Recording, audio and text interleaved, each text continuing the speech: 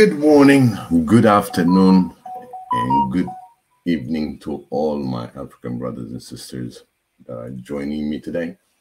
And I really want to discuss a few things that comes of our continent and where we are, where we're headed, and all that will come together. And first of all, I want to pray to the Almighty Father that gave us an opportunity to put our voice out there, as well for him to be involved in our discussion. Show us guidance, show us passion, love, peace, to share among us the peace that he brought for us. We are very grateful to you, Xavier. We thank you for our daily bread. We thank you for our daily blessing. We thank you for your cover. We thank you for guarding us.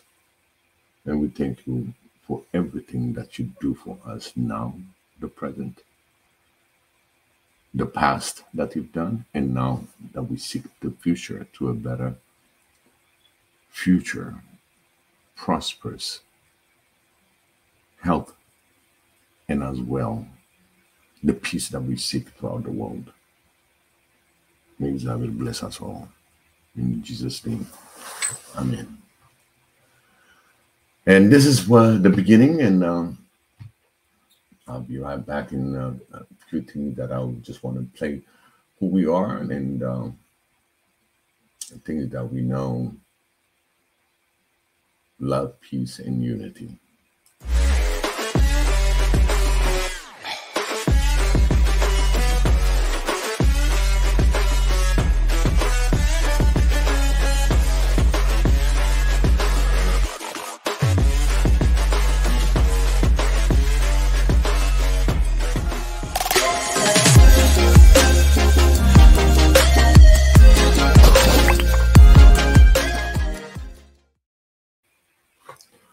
Here we go. Today is going to be another beautiful Saturday. I wish you all a happy Saturday, coming close to the Christmas time. And I know everybody's anxious. I wish you all to have a happy holiday for Ethiopia coming in January 7th. But again, there's going to be the holidays kicking in. And I wish everybody to have a blessing and have a peaceful and safe holiday during this time of the year. As you can see, 2022 is about to end, and we're wishing even bigger stuff for us to get a better situation in the beginning of a 2023 that's coming in, and we're all going to be sharing that. And with all that is because of Xavier giving us all the power to see that. Without it, we're not going to see. But now we have the voice. I would like to say salam to Red, Marie Antoinette. I see that Leila Kutbar and Leila Kutbar. And I want to say hello to everybody that joins me today. And today's topic is going to be really on what's happening in America. What's happening in America in relation to the beautiful young continent, Africa. The beauty is that we're witnessing so many things changing and going so fast that sometimes we cannot even find the tail of it. But at the same time, we're trying to get on top of it. So we're trying to really have something tangible, something that we can see our progress, but at the same time, our progress is not being shown. And now here we are that we have all 49 head of states that came to U.S. for the African Union Summit 2022. And what tells us, I mean, this thing been going, and what do we benefit out of it? Even my title is an integrated, prosperous, and peaceful Africa. This clip, this just simple clip, I took it out from the African Union an integrated, prosperous, peaceful Africa. And I'm so glad that we can bring this subject, because the main thing that we're looking at is peaceful Africa. The integration is the first word, that we're going to be integrated. That means we're all going to be seeking to the oneness in the continent. And the prosperous part of it, if we work hard enough and smart enough, then we'll be prosperous. That's definite the definition. But again, I want to take you back a little bit on the continent and its population. It's a very young population. Everybody talks about it. We've got the youngs. We've got to make sure that they have a better future. And we're going to bring them. And let's look at the financial part that has been resonating throughout all the medias, is that Africa has a GDP of 3.6 trillion. America, with 350 million people, they got 23.3 or some 23 trillion. The number don't jive. They don't add up. They don't reflect the true nature of our continent. That means we have a lot of deficit. One of the issues that I looked at is we're taking so much loans, so much of other loans, shark loans, I'll call them, that we're too busy paying off our loans for something that ridiculously could have been supported by individual Africans, that we can contribute to those things, where this financial burden doesn't take us backtracked. The difference is, in America, the billionaires that are investing back into America, they invest their money over and over, and at the same time they have the security through the taxation system, name it. They have the financial backing by its own people, but at the same time they're borrowing and using other people's money in order to get what they had. They're ahead of the game. So why is not Africa, let's say from a number, 200 million people, so we compare Nigeria compared to the United States of 350 million, so we're shy maybe to compare it by 150 million, okay, and let's say take half of it, just random half of it, you're looking at $12 trillion. I'm not even going deep in the calculation. What does Nigeria has that 12 point whatever trillion dollars to run its own country? And it goes on to the rest of 1.3 billion population. You divide that up and you can do your math. If we do 350 million have a 23.1 trillion GDP, then let's do it through the math and you'll see the deficiency. But at the same time, we got all these minerals and resources that are going out of Africa. Definitely there should be more than $23 trillion. So there's some disconnect, a disconnect that is out of proportion. And these are the things that we need to take focus on. We need to focus deep into what our spendings are, on where we're spending it, and what we're getting in return. It is something that consciously we as Africans have to think what is important for our continent. Again, the most important thing that we always talk about is food security. And as the food security grows and becomes across Africa, there's discussion that they want Africa to grow in the agriculture part, not because they want you to be successful in it. It's just outside Africa, they're running out really on good fertile lands because they're already grown. So now they're targeting Africa, coming out, invest their money per the definition, food security for Africa. But that harvest goes back out overseas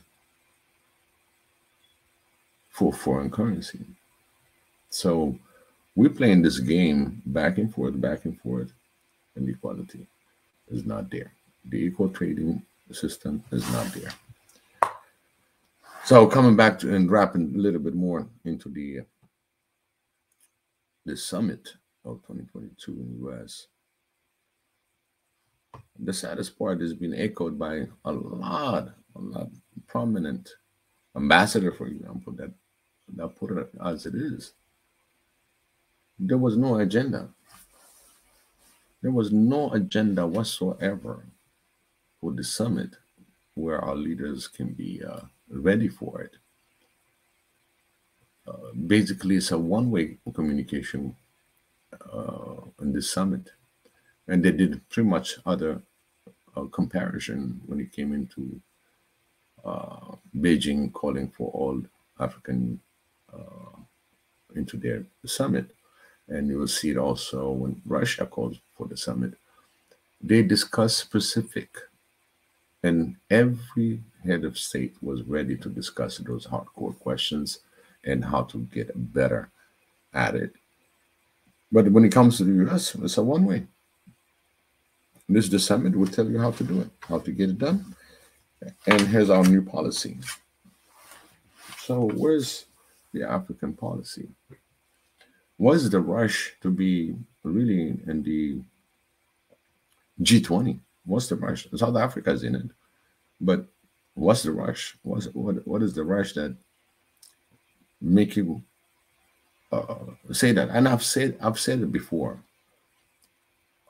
They don't care whether Africa is unified and became one Africa. They don't care, but they want to have one puppet that is the head of the African Union and put pressure on him so he will convince other head of states.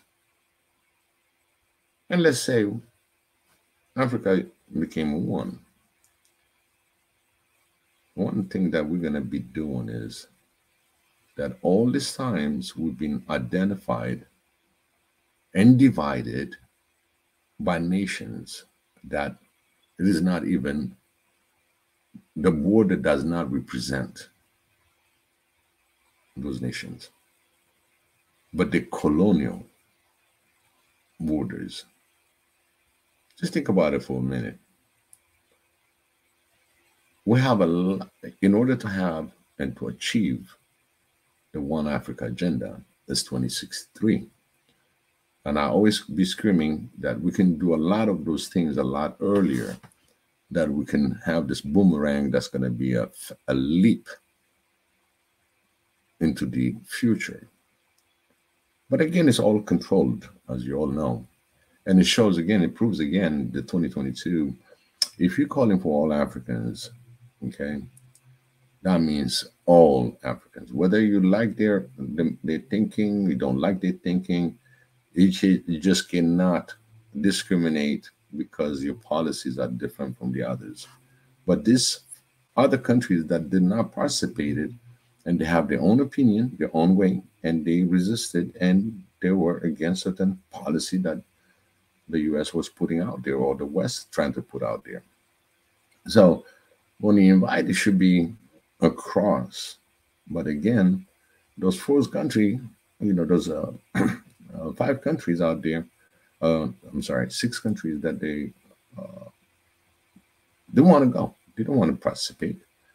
because they're not going to be taking that as being taken by your nose. And it's like fishing out of the water, and you have to really adopt the new way of doing business. Well, the fish still like to be in the water, but they change the water for you. So they're watering you down. And all these promises, what does $68 billion will do for Africa that we have a deficiency of $100 trillion compared to what it shows number to numbers? We are short $100 trillion, and we're talking about $68 billion. What does it represent, the $68 billion, when it comes to $100 trillion? We've got to do the math. The math has to really fit, because it's all about numbers at the end of the day. You talk economy, there's numbers. You're talking safety, there's still numbers. You have to have the right number to hit the right chord. Just like playing a nice, fine-tuned guitar, you have to have the right tune. If we are $100 trillion worth of GDP that's waiting for us, and we are at 3.6 trillion, that shows a lot of deficit, a lot of things that we're missing. But Africa should have that. And we should be ahead of the ball game. Can you imagine your $100 trillion GDP? What's going to happen to the rest of the world? How would they see Africa? Because it's the rightful numbers. That's the right number. They want to keep us in billions, while the globe is going in trillions. We have to get out of that vicious cycle. Trickling little dollars. You know, when I walk on the street, sometimes, you'll have people that didn't eat for real, and they cannot get a job, they cannot get fed. So whatever that I have that I can contribute, I give them cash. Basically, that would be worthwhile. And then they always, will say, thank you, bless you. And really, I take that blessing very seriously. And I say, amen. So are we going to be saying amen for $68 billion? And how is it going to be? To begin with, there was no agenda. There's no guidance. There's no nothing. And how this money is going to be dispersed. And I'm looking at, definitely, it's going to be a space that's going to be spent on the way what the U.S. want to see. Unfortunately, our leaders, our young leaders, are very aware of what's going on. But sometimes I wonder, why do they have to attend? It's just because there's an agenda yearly that you can attend, and no agenda. Years after year, year after year, same thing. Because if there's an agenda, there is an agenda for the beginning and to the end, and then the follow-ups. But if there's no agenda, this is what we told you, we're going to implement. So, are we going to be just going where the wind flows? This is the way it's going to be the future of Africa? I don't think so. I joined Swahili Nation One Africa because we got one purpose: the oneness, the peace that we want to promote for One Africa, the oneness, the discussion, the voice. The youth is going to be holding the key of playing those numbers. And those numbers will reflect on what's going on the continent. So the youth has a very, very important role to play. This is it. We've been talking about this. We're trying to make it better.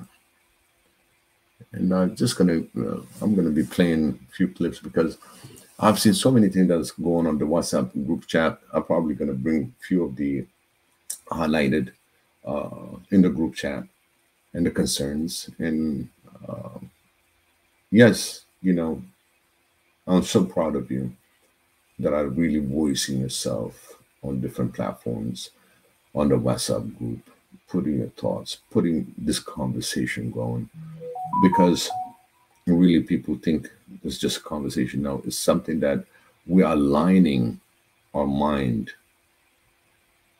together. We have one mission for that peaceful Africa, the unity, the unification of all nations to be one and heard as one and demand as one. This is what we're trying to do. This is what we're trying to achieve. So I'm just going to give you a little break. As you know, I'm just going to play my favorite Mika and Godspeed. Just a thought. This is just a conversation that is our leaders doing the right thing, just participating in these summits left and right. Think about it.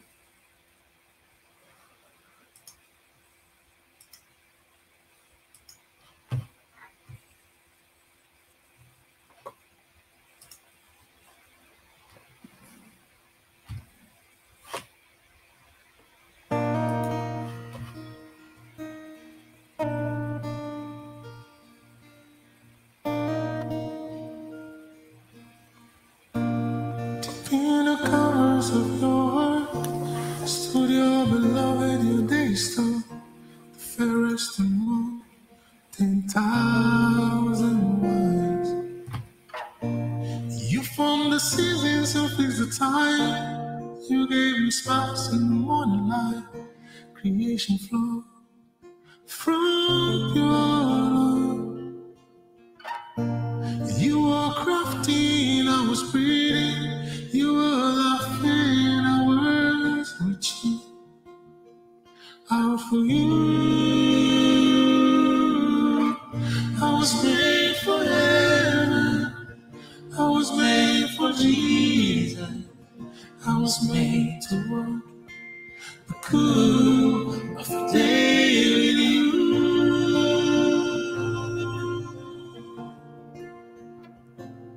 With you.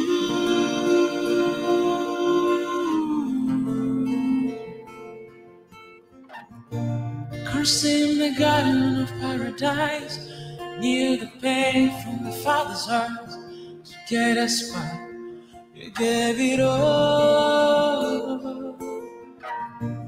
Filled in the likeness of flesh on earth, bore the cross that we deserve. I've gotten down on one knee. Spirit breathing on me. Been said I'm see what I was made for. I was made for heaven. I was made for Jesus. I was made to walk in the cool of the day with you. I was made for heaven. I was made for Jesus. I was made to walk in the cool of the day with you.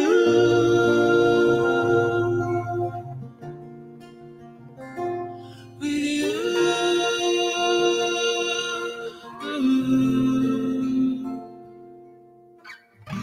The whole point of my existence is to know you, Jesus. The whole point of my existence is to know you. Oh, the whole point of my existence is to know your love. The whole point of my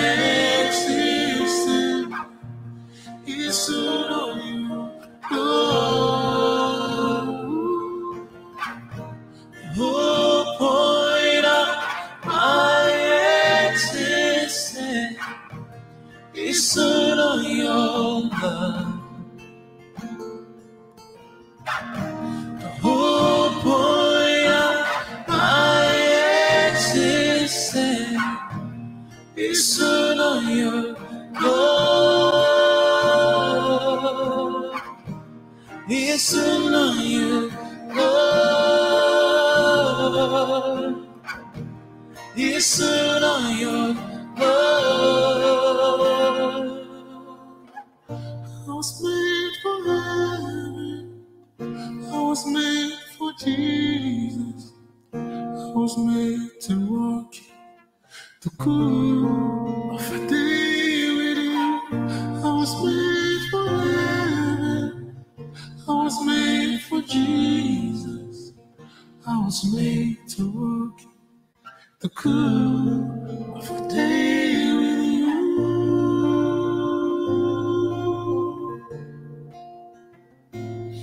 With you.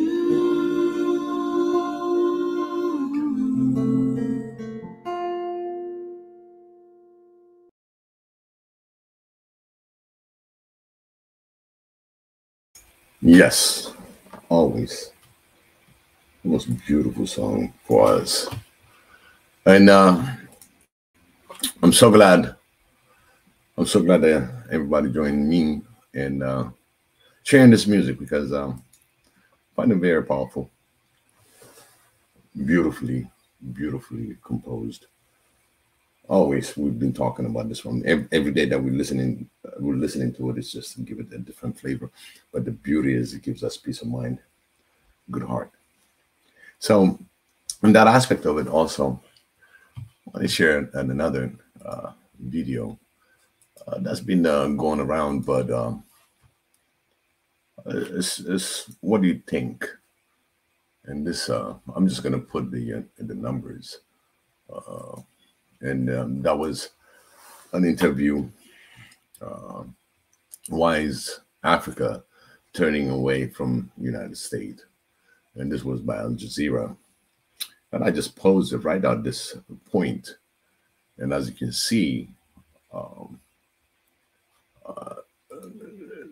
the deficiency, the trade with Africa 2021 showing 114 billion. I mean, this 114 billion didn't just appear 2021. China was increasing the trade with Africa year after year. Just showing on 2021, we only got 28 billion. What kind of numbers are those? It does not make sense.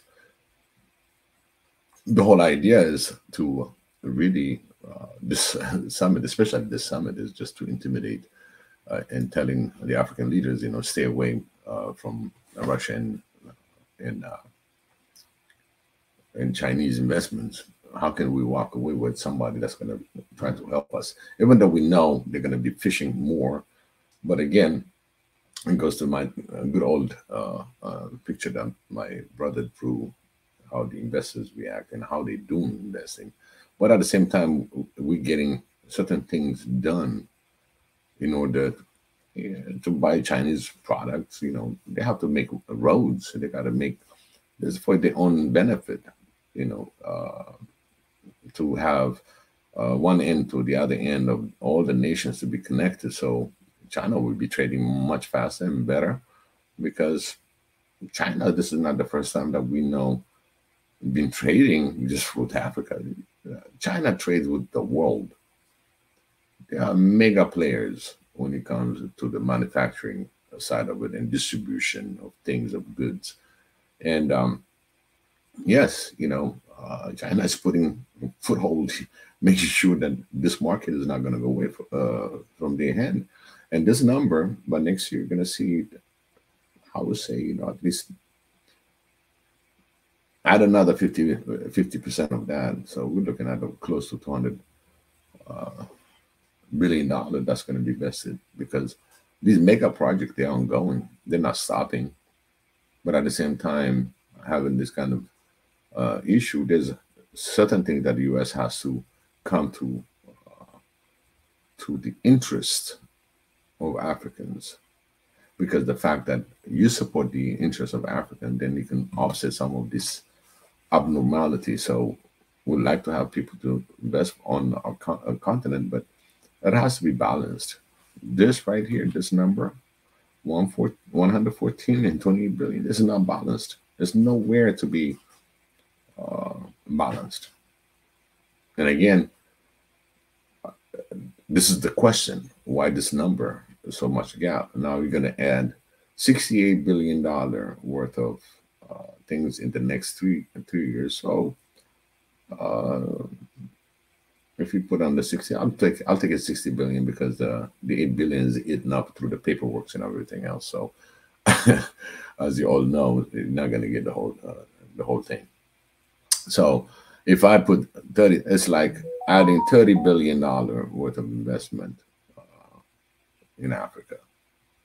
I mean, you get in 3 years, $20 billion. So that means this number is going to be 48. What do you think this number is going to be, the 114 billion?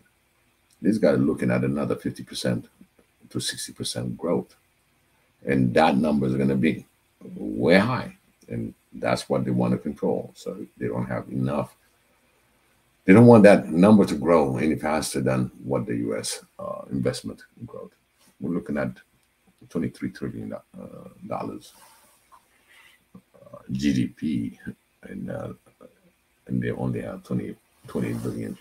Now infusion of 68 billion. So we got to pay.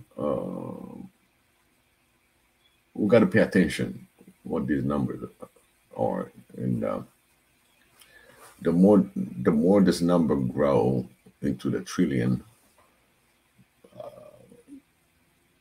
even if China spent $1 trillion into our economy, yeah, it's going to push certain sectors that need to be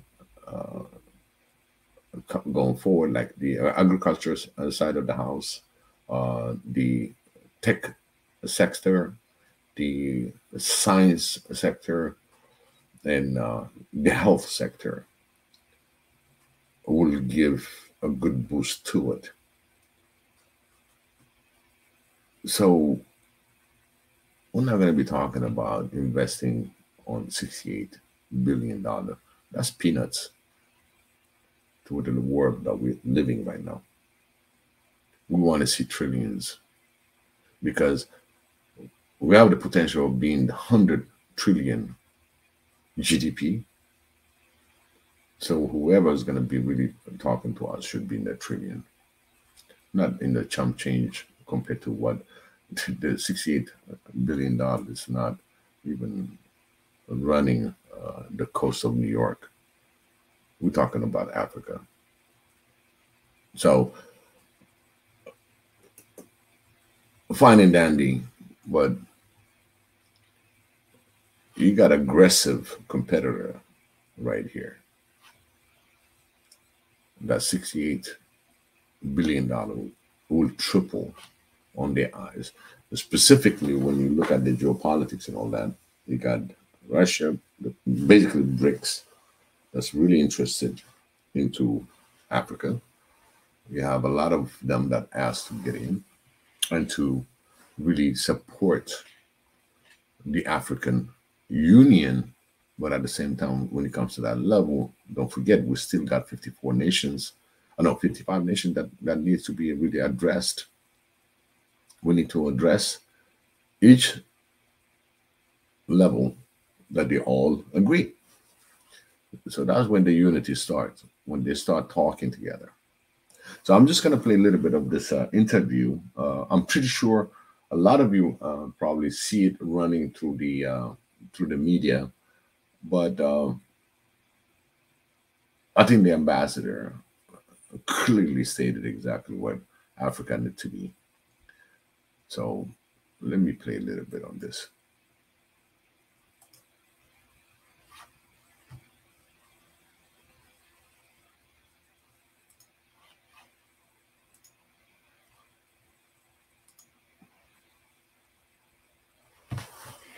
Sorry, for some reason it didn't play. And let me try to play it. Here we go. reached a record $261 billion last year. That's about 5 times more than the U.S. An African youth survey by Ichikovitz Family Foundation found that 77% of youth across the continent identified China as the most important nation for Africa's future, not the United States. Plus, China deals with whatever government is in place, no questions asked, while the U.S. cherry picks its allies and offers lectures about democracy. So can the U.S.-Africa Leaders Summit here in Washington, D.C. turn things around? And what can America offer that Africa really wants? Today, we're talking with Arikana Chihombori Kwao, the former ambassador of the African Union to the United States. She's also the founder of the Africa Diaspora Development Initiative, which aims to link Africans abroad back to the continent. Ambassador, it's such a pleasure to talk with you today. This big summit is going on right now in Washington, D.C. You're in Zimbabwe. I guess I want to start by asking you, what do the leaders of Africa and President Biden have to get right after this week that you think is essential? Thank you for having me. This is a very important summit. It's a conversation between the continent and the United States, a conversation that is desperately needed, particularly at this time in our history and in our life. The United States, let me start by saying, it still remains the most preferred trading partner for the African nations. However, like I used to tell the State Department and any engagements that we've had with the United States, I felt during my tenure that the United States was slowly losing ground, and they were risking losing their position as Africa's preferred trading partner. So this is a very important meeting that I hope that if the United States, like I used to tell my colleagues, I felt that the United States, if this was a basketball game, the United States needed to call for timeout. For US needed to realize that this is a new game and it required new rules of engagement. Therefore, a need for the United States to re-strategize. I'm hoping that for a change, this meeting, the United States can begin to realize it's no longer business as usual. It's no longer a case of the United States saying, we make policy and we tell the Africans. That has got to change. It is a recipe for disaster. It is a recipe for the United States seeing itself losing its place as Africa's preferred trading partner. That's what makes this meeting very important. And I'm hoping that the US can call for timeout and understand that engaging Africa at this time, it is a new game that is calling for new rules of engagement. And therefore, it is time to re-strategize and treat the Africans fairly, treat the Africans respectfully, and treat the Africans as equal partners. You know, Ambassador. What do you think? I mean, I just want to see some comment on the comment how effectively she delivered the answer. And she's telling the world where now there's a timeout. And this timeout in trying to bring this whole thing, the saddest part is that these are head of state that went out there. Where's Biden? Where's the president?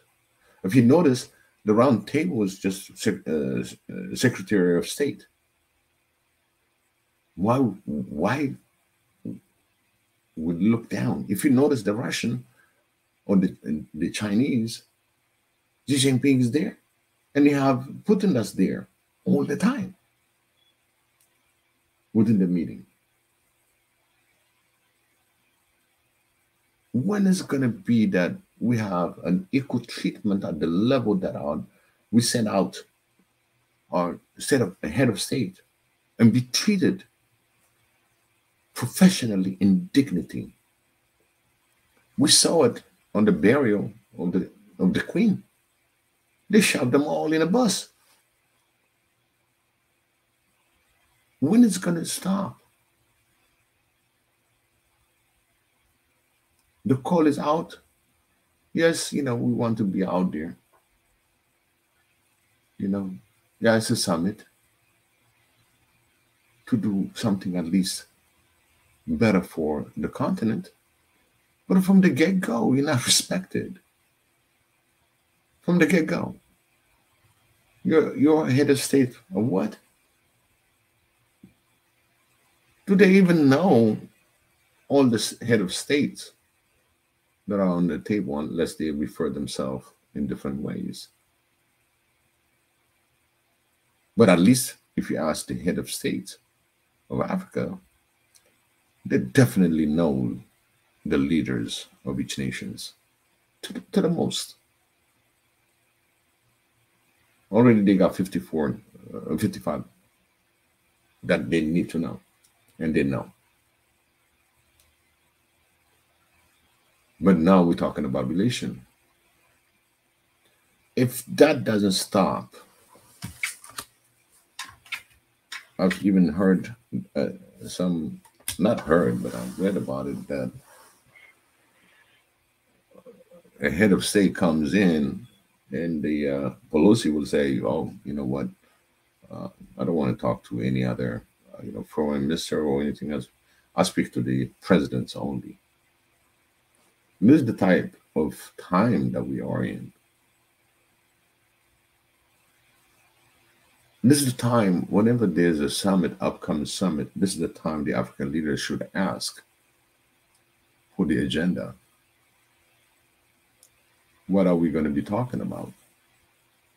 This is the time they have to reflect that. Because I'm not going to be going to a summit if I don't know what is on the menu, what is the agenda. I'm in the technology, let's say, and then you call the agricultural. I have no clue. But at least if there's something of concern that's going to be tied into my knowledge, yeah, I can look at it and say, oh, this is going to be very interesting, the summit, and I'll prepare for myself and I'll go out there.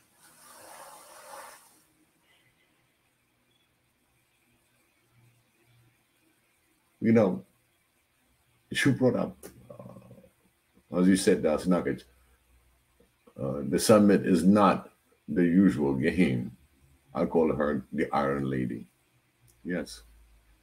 And we're so proud to have her, at least that voice out. And she's doing a lot of things in order to bring back the Africans from diaspora. She's got a lot of work that she does. In fact, I'm just going to play a few more segments of it. But I find it very interesting that we're watching as these things are coming, and I don't know if they're scared, maybe that our head of states being threatened, or of course, I just put some word into what I know, but yes, there's a lot of pressure that comes down to our head of states.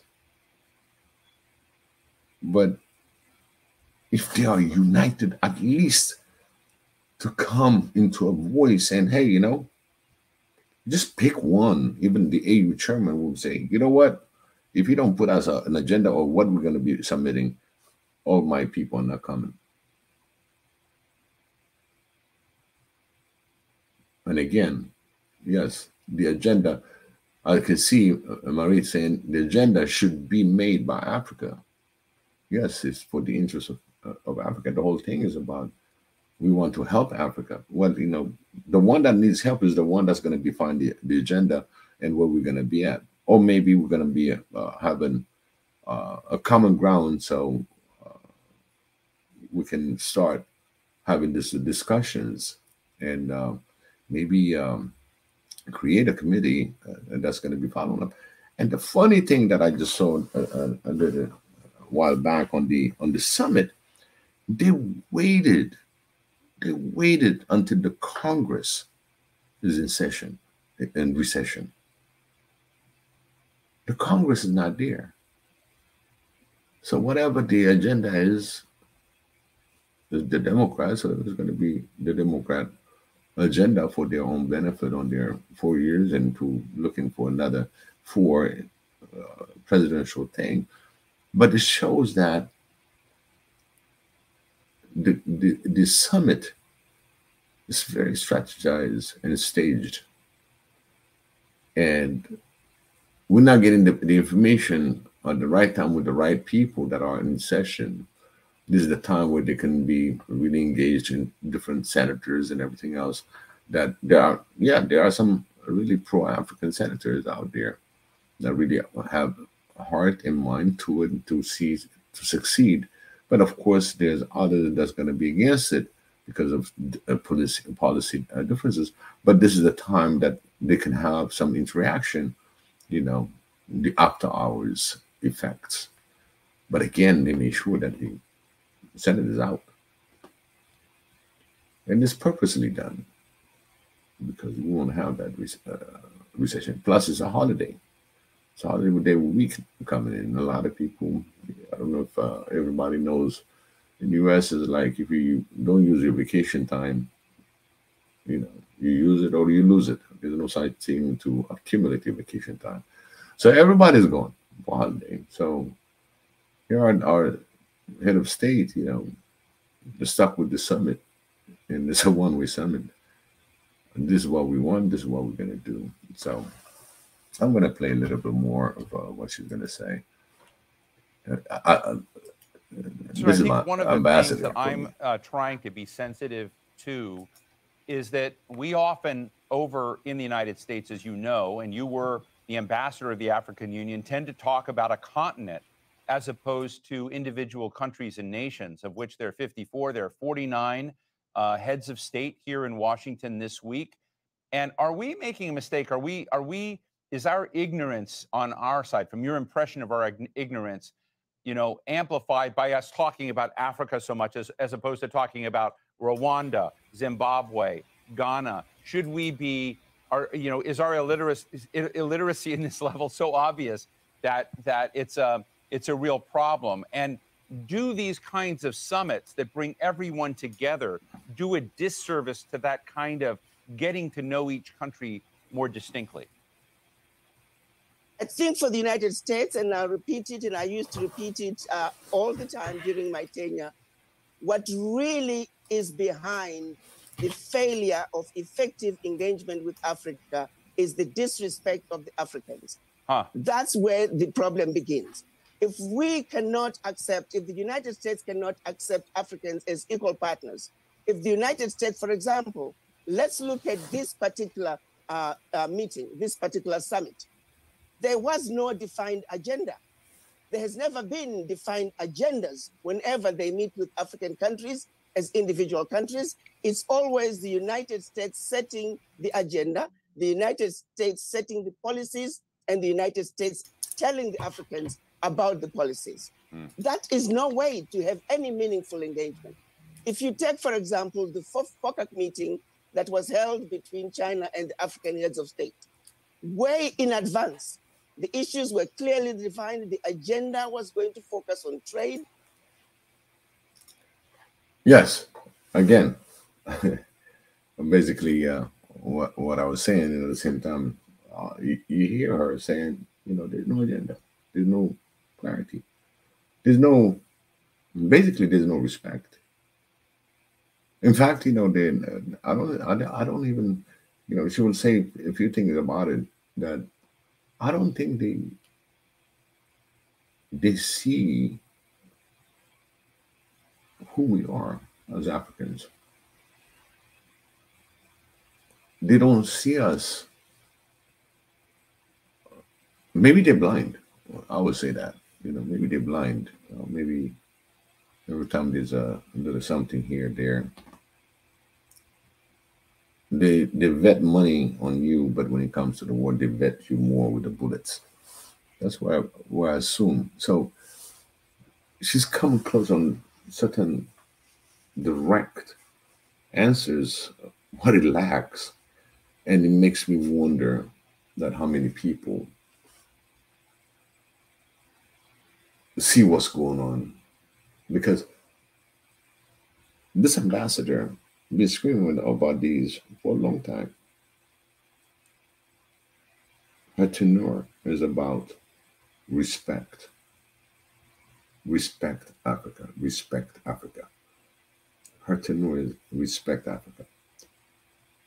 And she did a lot of things, and now you'll hear in a few minutes. And those of you who would like to join me, I would love to hear from you. I would love people to come on board on this discussion. And what do you think? Because this is the platform. This is the platform where we can put our voice, and I put on a share.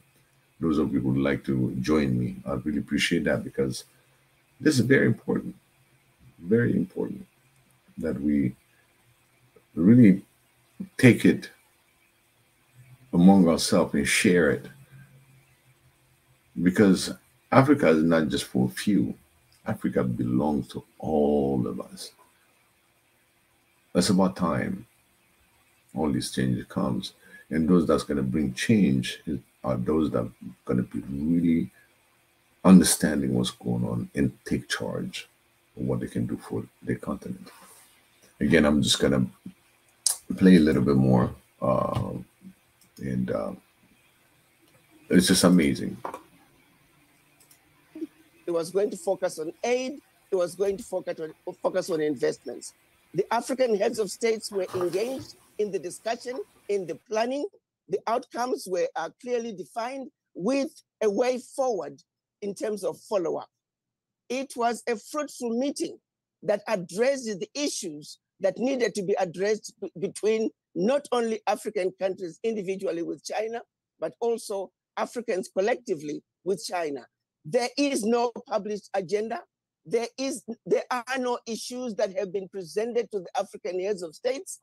Africans have not been asked to engage in terms of creating the agenda and making sure that when the African heads of states come to Washington, the outcomes, the issues to be discussed are going to be meaningful outcomes with follow-up and deliverables that are going to be beneficial to both. It remains a one-sided conversation with the United States telling the Africans the agendas and the policies. The Africans are not on the table to discuss issues pertaining to us, wherein lies the problem. And the reason that continues to be the case, what underscores that is the disrespect for Africans. I repeated it, I complained about it repeatedly. It is a serious problem. The United States must understand that Africans are not going to take it anymore. If you don't treat the Africans fairly, the United States is going to see itself slowly losing ground to China, to Russia, to all other nations, because without respecting the Africans, without treating the Africans as equal, without understanding that exploitation and abuse of Africa simply cannot continue. This meeting, this summit, is going to be yet another gathering with no outcomes, no deliverables until the next summit. I'm sorry, but the disrespect of the Africans is at the bottom of it all. Agenda. Wow. This is one thing that I want to piggyback on. Pi, welcome. I see my friend welcome to the show. Thank you so much for joining me. Go ahead, Pi. Yeah, I think the summit is a big waste of time, man. Why are they even having it in the U.S.? They're packing them up like animals to go U.S. It's like the Queen all over again. Yeah, you know. But the whole idea, the awakening, you know, these things are not the first time that we know. It's how to take a leap out of this kind of mentality. Because I believe that, again, I always told you all that you put your mind and emotion and where we want it, We don't care how it's going to happen, but this is what we all want. We want a peaceful one Africa. And our mind, I always said, sleep, eat, drinks, Africa, right? This is my motto. If you really think about her, she was going to be taking care of it, because we are the one that's going to shape the future of Africa. And this is why I like this ambassador that really putting her voice out there and fighting. And sometimes she's not getting the traction, but people know she does. So what's your comment on this, Fine? Yeah, I don't think the U.S. is ever gonna really give any real trade. It's against their interests. Because if, for example, if they really gave the clean energy that he was saying, because I believe the U.S. is one of the leading innovators in that. In fact, there are multiple states where even with like the industrialization of the U.S., they even have cleaner air as far as carbon emissions compared to even some countries without industrialization, which is crazy. But if they do the same thing in Africa, then they wouldn't need to be so much, and they wouldn't have to buy necessarily as much oil. Remember, oil is priced in dollars, so that interferes with them. So they're not going to do that. As far as the technology, they're not going to really give. What are they going to give them as far as technology, really? I mean, when have they ever given Africa any modern technology? They wanted this some time ago in Nigeria. They wanted to give them 4G. I think it was like some 4G cell towers when they're already building 5G with China. So like, I just don't see anything from this. It's just like I don't see anything good coming from this, in my opinion. I think it's like you got a running calendar. You know, this is how I feel. There's a running calendar out there, and when they started that agenda, this summit, it's something like every year is going to hit, and every year the same things happen. Nothing changed, and the key word that she said, and it's very important because when you have a project, okay, you need a COP. A COP is the closing, okay, of that specific project. So in order to create that COP, you need to have the deliverable, and you put them nicely in a packet, and this is what has been delivered, and this person was responsible. Here's the report, and it's a nice way to really say the deliverable are there. But if they're not, and they just an open narrative, open way of my interest first, now the narrative changed because Africa has given a strong message to the US and the rest of the world that we need equal trading partnership. And that's coming really hard and harder and harder for them.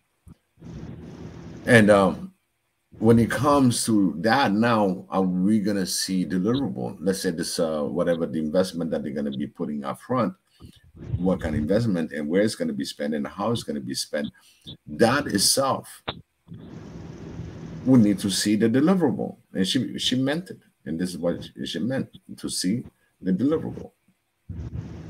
Because that's how you're going to close a project. You start a project from beginning to the end. In mid, you're probably going to have some inspection, all the things that goes with it.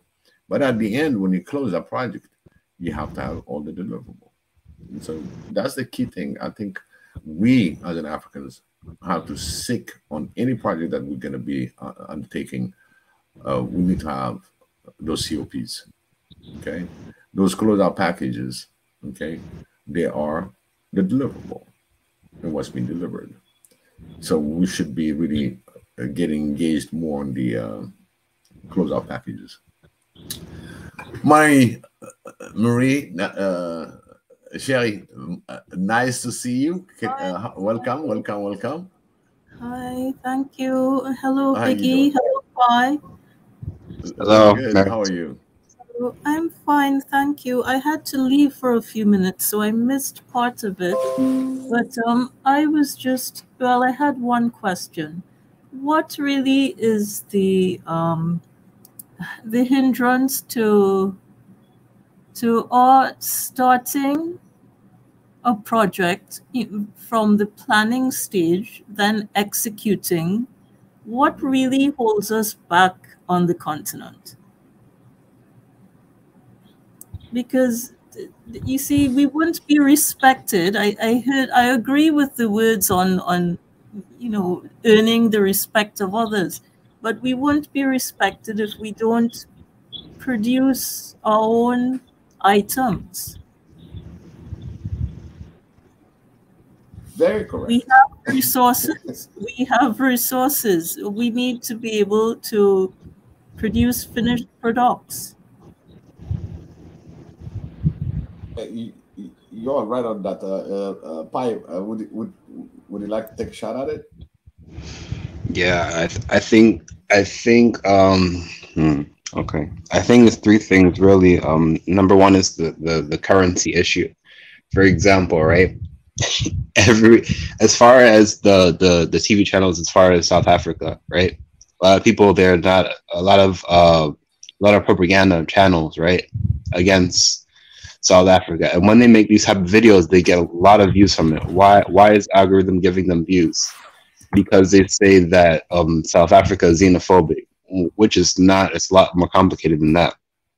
But if you actually look at an export map of what they export, like in Africa, they're the leading country as far as regional trade. Like they trade, I believe, with Angola, Zimbabwe, Zambia, Eswatini, things like 5 or 6 or 7 different countries where they are the major exporter. No other African country exports African countries like that. So if they really wanted to have an African agenda and be able to trade and be able to not go into debt and to use the resources as a way that you can use your resources as money, they would have to use the South African rand currency to stop trading in these foreign currencies, whether it's the ruble currency or the Chinese currency, American. They would have to use the South African currency instead and try to get that on the same level playing field as the dollar and the euro.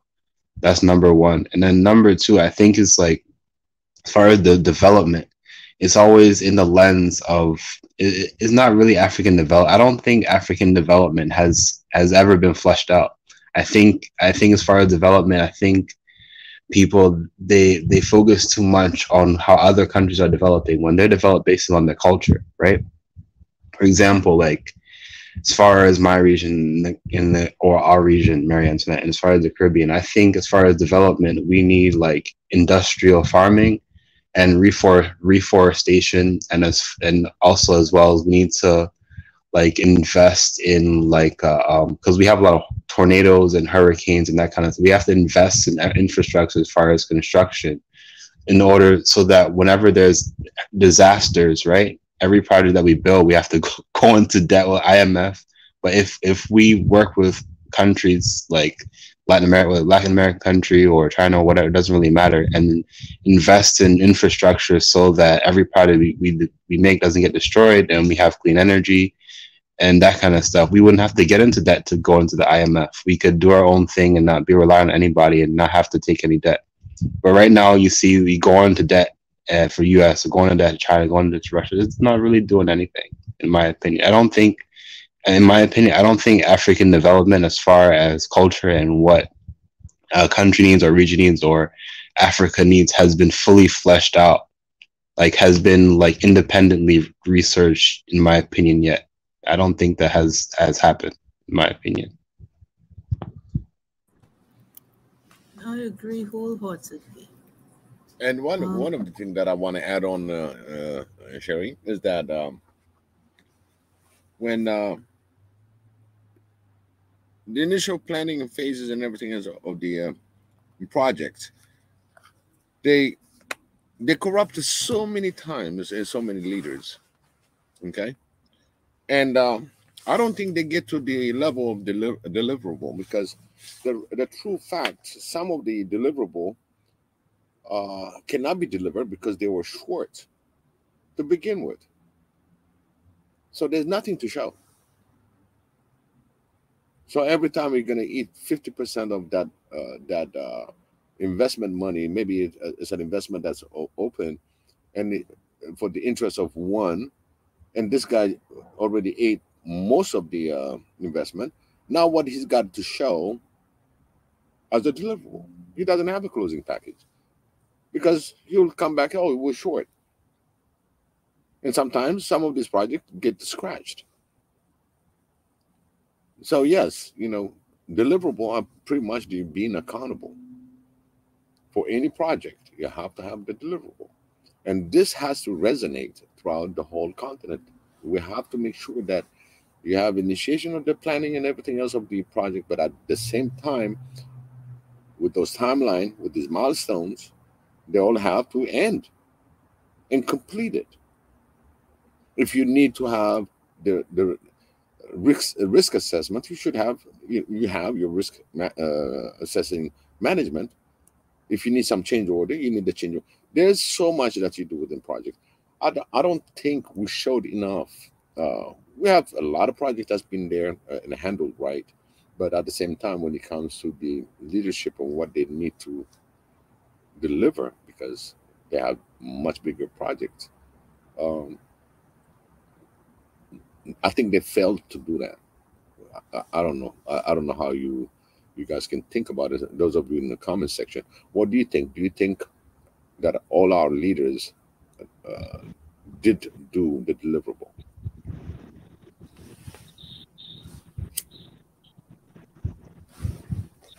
When you say deliverable, what do you mean? I'm trying to understand. Basically, you promise your people that you're going to be doing this. Okay, and you failed. You didn't fulfill what you promised.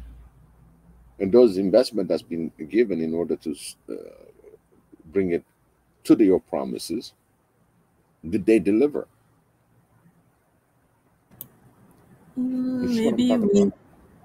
Maybe we have to spend more time in rooms, small groups of people doing brainstorming and actually drawing an algorithm on a board and anticipating problems and addressing solutions to these possible problems. Because I think part of our problem is we don't have the whole process clearly in our minds, as mentioned before. We have the finished product in our minds, but the process is just a fuzzy, I don't know, group of floating ideas, and nobody knows how to make an algorithm that is practical.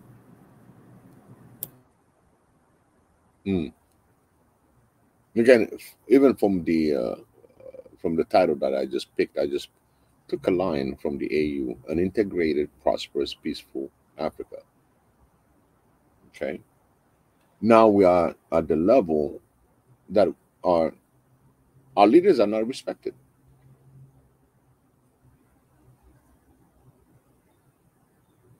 And this is where I came about the point she made about the deliverable, but the deliverable that we're talking is that they show an impact. I know a lot of the leadership shows impact and they delivered a lot of packages, but it's not good enough because you are shadowed by those that don't deliver. You understand? Does it make sense? Yes. Because when they see Africa, you're all Africans. They don't see all the potential. In fact, I think Dr. Abiy even have an award after all this bashing. Why he got the Nobel Peace Prize because of the wars and all that. At the end, they all recognize him, and he just won an award. And that really, for me, sickening. You know what I mean? It's just bashing at the same time that now you're going to start rewarding. Are we going to that route? Are we going to be like, oh, you did a good job, fine, here's a little bit of a treat? You understand? Basically, I feel like a dog that's going to be looking for that little treat. That's how I see. When you lose respect for Africans, specifically our leaders, no matter who they are, the head of state, their president, their prime ministers, they should be respected like anybody. Whether it's a president. If a president comes, a president will come in and greet you. A prime minister that will be representing, a prime minister that you're assigned wouldn't has to meet the same equals. The same equals has to come. If not, it's imbalance, because Africa is not going to be run by the Secretary of State. No, I refuse that. Even Queen Sheba said in order for her to be a queen, she had to kill a king. Imagine that. Because if you're not one-on-one the same level, that means you're mistreating me, because I'm not at your level. You're sending your Ashkar, as they say. So really, this summit is more, it's amazing. And hopefully I'll see the African leaders saying, is that what you want? I got this, I don't know, this is something that I feel that's all he got for Africa. We're going to come with $68 billion. Did they even sign anything? No. Okay. There's none. The continent is not united yet. So where this money is going to go? Right? We got 49 head of state there. Even more, what's the money going to be denominated in? Because there's only 5 or 6 currencies that is independent. You put it in a currency that's not independent, and the currency is printed and issued in Great Britain or US and Canada. That is not your money. I don't care. I don't care whose African face is on the money. It's not your money. So it's gonna go right back to them. That's one of the reasons why. That's one of the reasons why Libya failed, because they were still printing their currency in Great Britain, I believe. Mm-hmm. Hello, architect. Hi. Hey. How's it going? Good. Thank you. Welcome to the show. No, that's great, man. You guys talking about important things, because I was looking at that same issue and thinking, well, this is insane. I find it the most important discussion that we have all 49 head of states in America. Yeah. All of them. Except Eritrea on the #1 list, right? Yeah. And why, right there for me, if the country, you send an invite to the country and the country refuses, that's on the country. No. Okay. There's no invitation. They might make it look like they put an invitation in different terms, in different ways. But guess what? These are the countries that oppose U.S. policy or Western policies. They want change in those policies, and they stood their ground. Maybe Africa needs to learn out of those missing countries, because those countries, as an African, are going to deal with them. They are your brother, your sisters. Right now, if you wasn't, they've been bad, they've been rude, this, no, now everything comes clear. It comes to that level. So for me, I got more than the 49 that went. I got more interest on the one that did not participate. Right. And I really want to explore each of them. One of them I know because I'm Ethiopian Eritrean, and I know about Eritrea, and that I'll bring it up to different discussions, and I'll have people that's going to be discussing about that, and the rest of them, because Mali didn't participate because now they just went Russian. It's like, they picked something that's going to help them with the country. Yeah. They have the rights. Yeah. In fact, you know, instead of dealing with the 49 that just came in, U.S. should concentrate on those that do not come in. Because Well, it would be they should. lesser job, because it would be lesser job with the 49 that you got in your pocket per se, right? And you got these 5 countries that did not want to participate. These are the ones that should have an interest.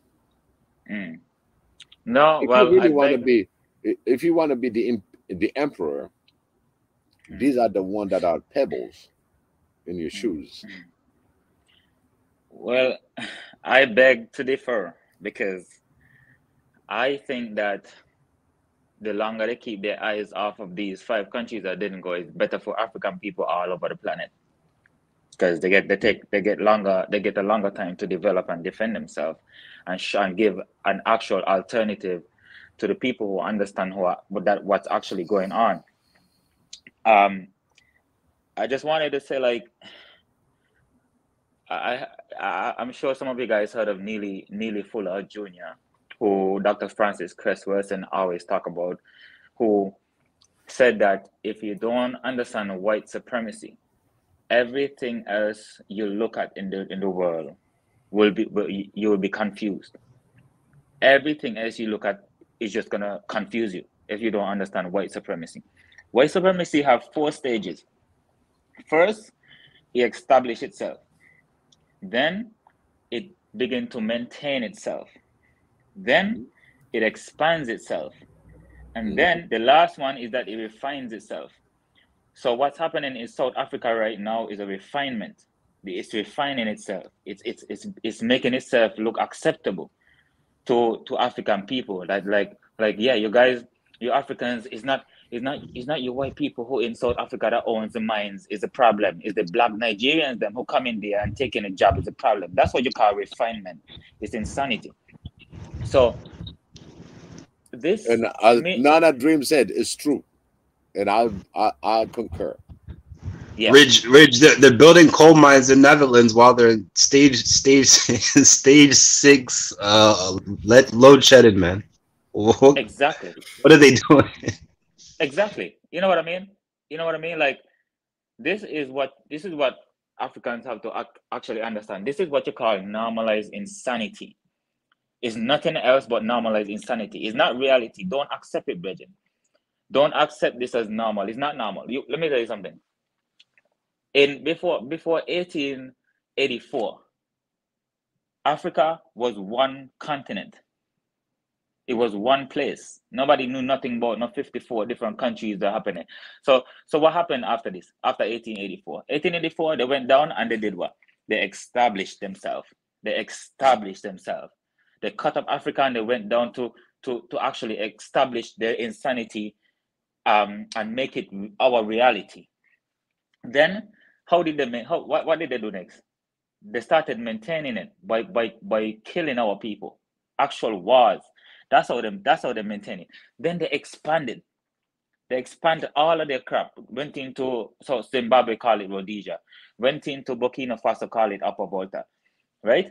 Then they try now to refine it now. This is the refinement stage now.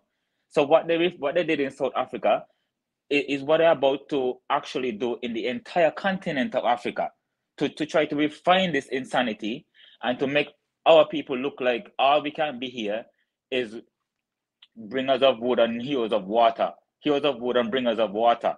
That's what they want to make it seem like. So when I see these African leaders going there, and you know what shocked me so much about this thing? Mr. Nana from Ghana boldly telling Mr. Blinken how Good. the Russians are on our borders in the north and Burkina Faso, and we need help with them. Yo, let me tell you, them Ghanaians, we need to get in contact with them Ghanaians, you know. Tell them overthrow, you know. There's nothing else to do with this man, you know. Don't listen to him. Don't go to no meeting. Just overthrow. That's the only thing that's what needs to happen in Ghana right now, because he's a threat to our existence. He's an existential threat to Africans now, you know. That's what he has just proven. This surprised me so much when I saw that man talking like that. Like he Me don't know too. his history or something. Like he's a damn Rich, fool. Rich, you know, I just saw that where no African in Africa, and he said that to his people, to all Africans, right? The next thing he got is African. Let me tell you, this man is what Bob Marley call an educated fool. He's an educated fool, and he think that everybody are educated fools like him.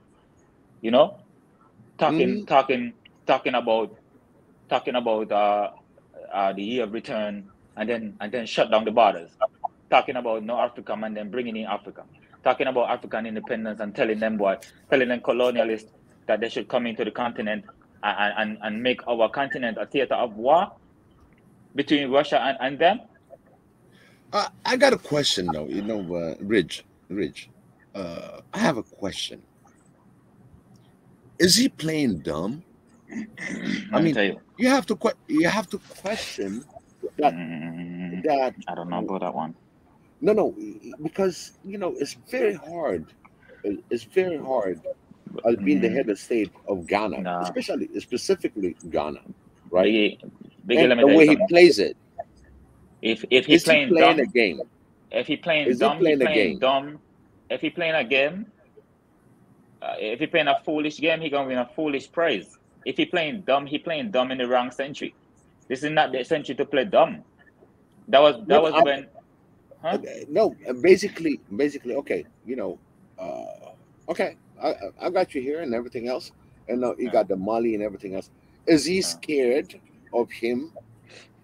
Per se, the constitution of the Ghanaian is very solid. Well, you know, right now solid. You have to watch the whole. You have to kind of watch the whole geopolitics that happen in Africa too. You know, Ghana is going through an economic crisis. And he fear his people gonna overthrow him some point because they already started to riot in the streets and things. They're saying we had enough of this thing. This. But again, you know, the Ghanaian constitution is still solid. He'll be out anytime. You see what I'm saying? Throughout all the African elections that's been going on, Ghana was number one. Ghana was very number one on the election systems. And one thing that I'm suspecting, okay, this is my opinion, okay. You live in a country that have a very straightforward election systems, okay, and to have that kind of risk in a political sense, is it worth that political risk? And what if on his plan he is ejected for another candidate? It's a high risk because you know what?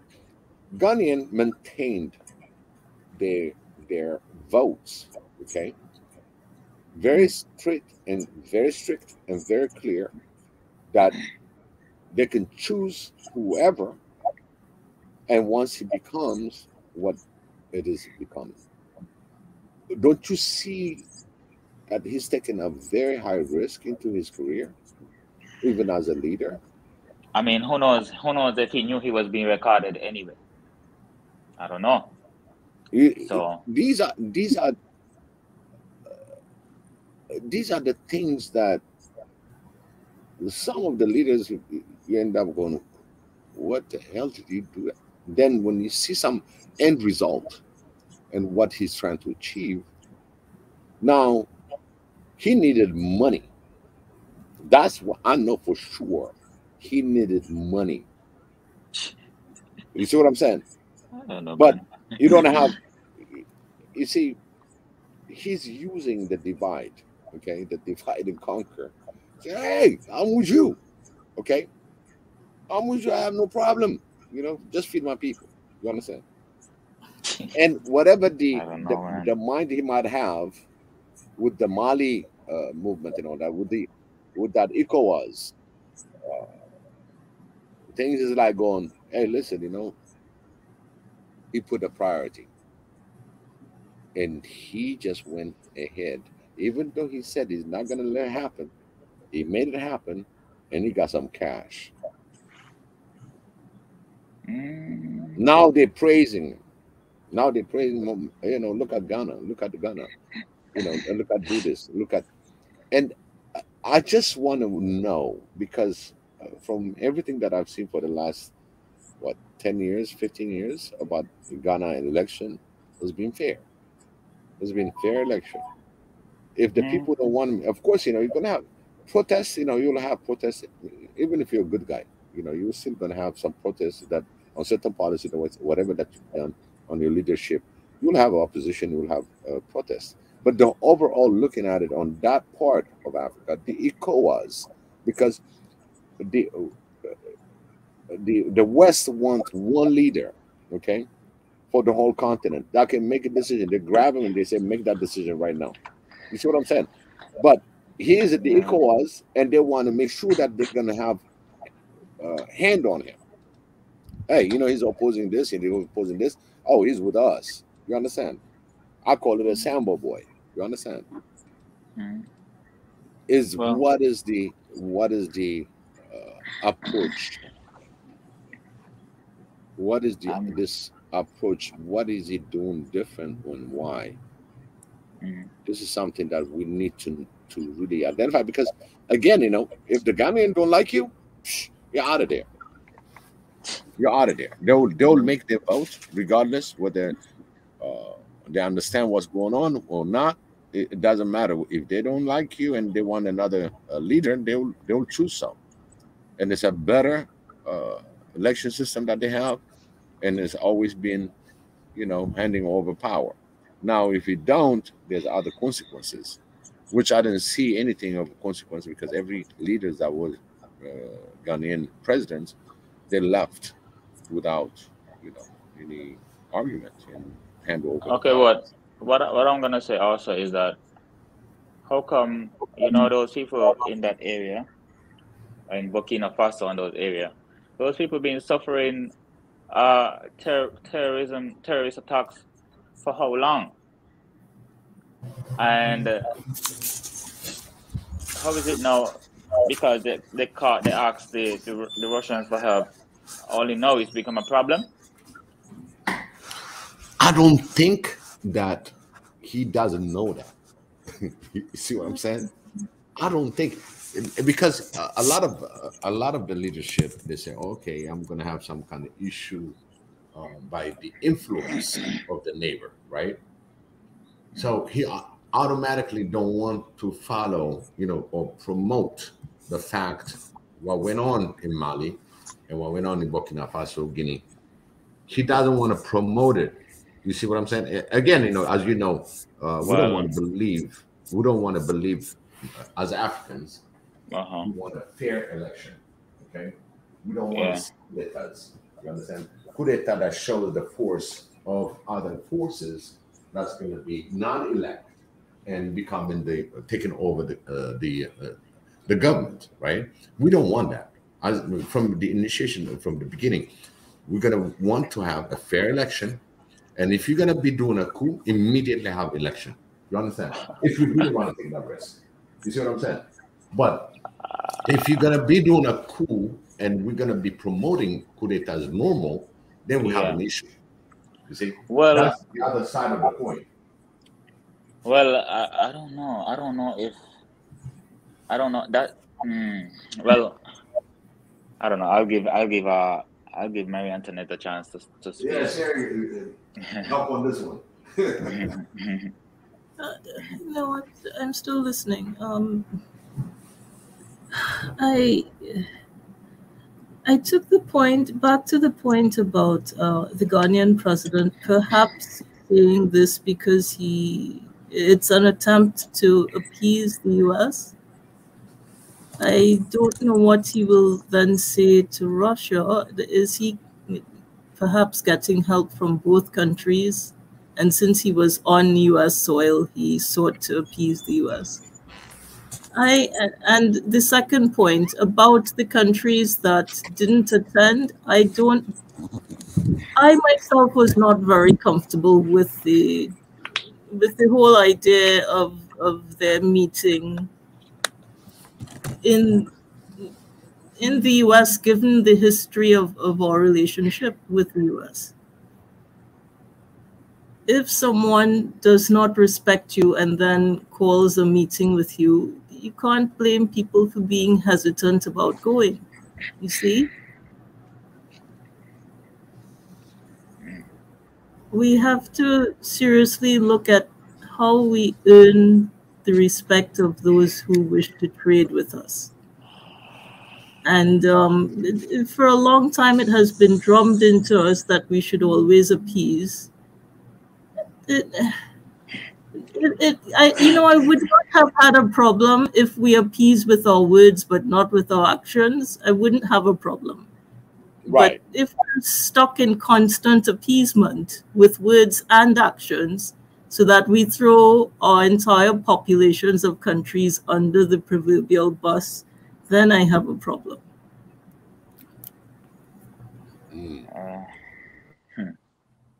Well, I mean, Nana Dream, I would love to join us because Nana Dream has a lot more information when it comes to the Ghanaian issue. Nana Dream, please join us. I'll put the invite, and I think I see some of your point, and at the same time, if you can clarify for us, that'll be great. Yeah, I have one Ghanaian friend. I know from what it is a country with a reputation for being very peace loving. Mm-hmm. So I'm not saying that people should rattle the USA with words. What I'm saying is they should be resolute about their goals for their countries. And it's okay to say nice words, but make sure you accomplish your goals for your countries. Well, as Dr. Arikana said, they didn't even go there with no goals. They didn't go there with no agenda. No agenda. You know what I mean? If there's one thing we need to address if we really wish to be respected, is going to a partner with a tin cup in our hands begging. Nobody gets respect like that. Mm-hmm. And but my thing is like, why that's like an abusive person.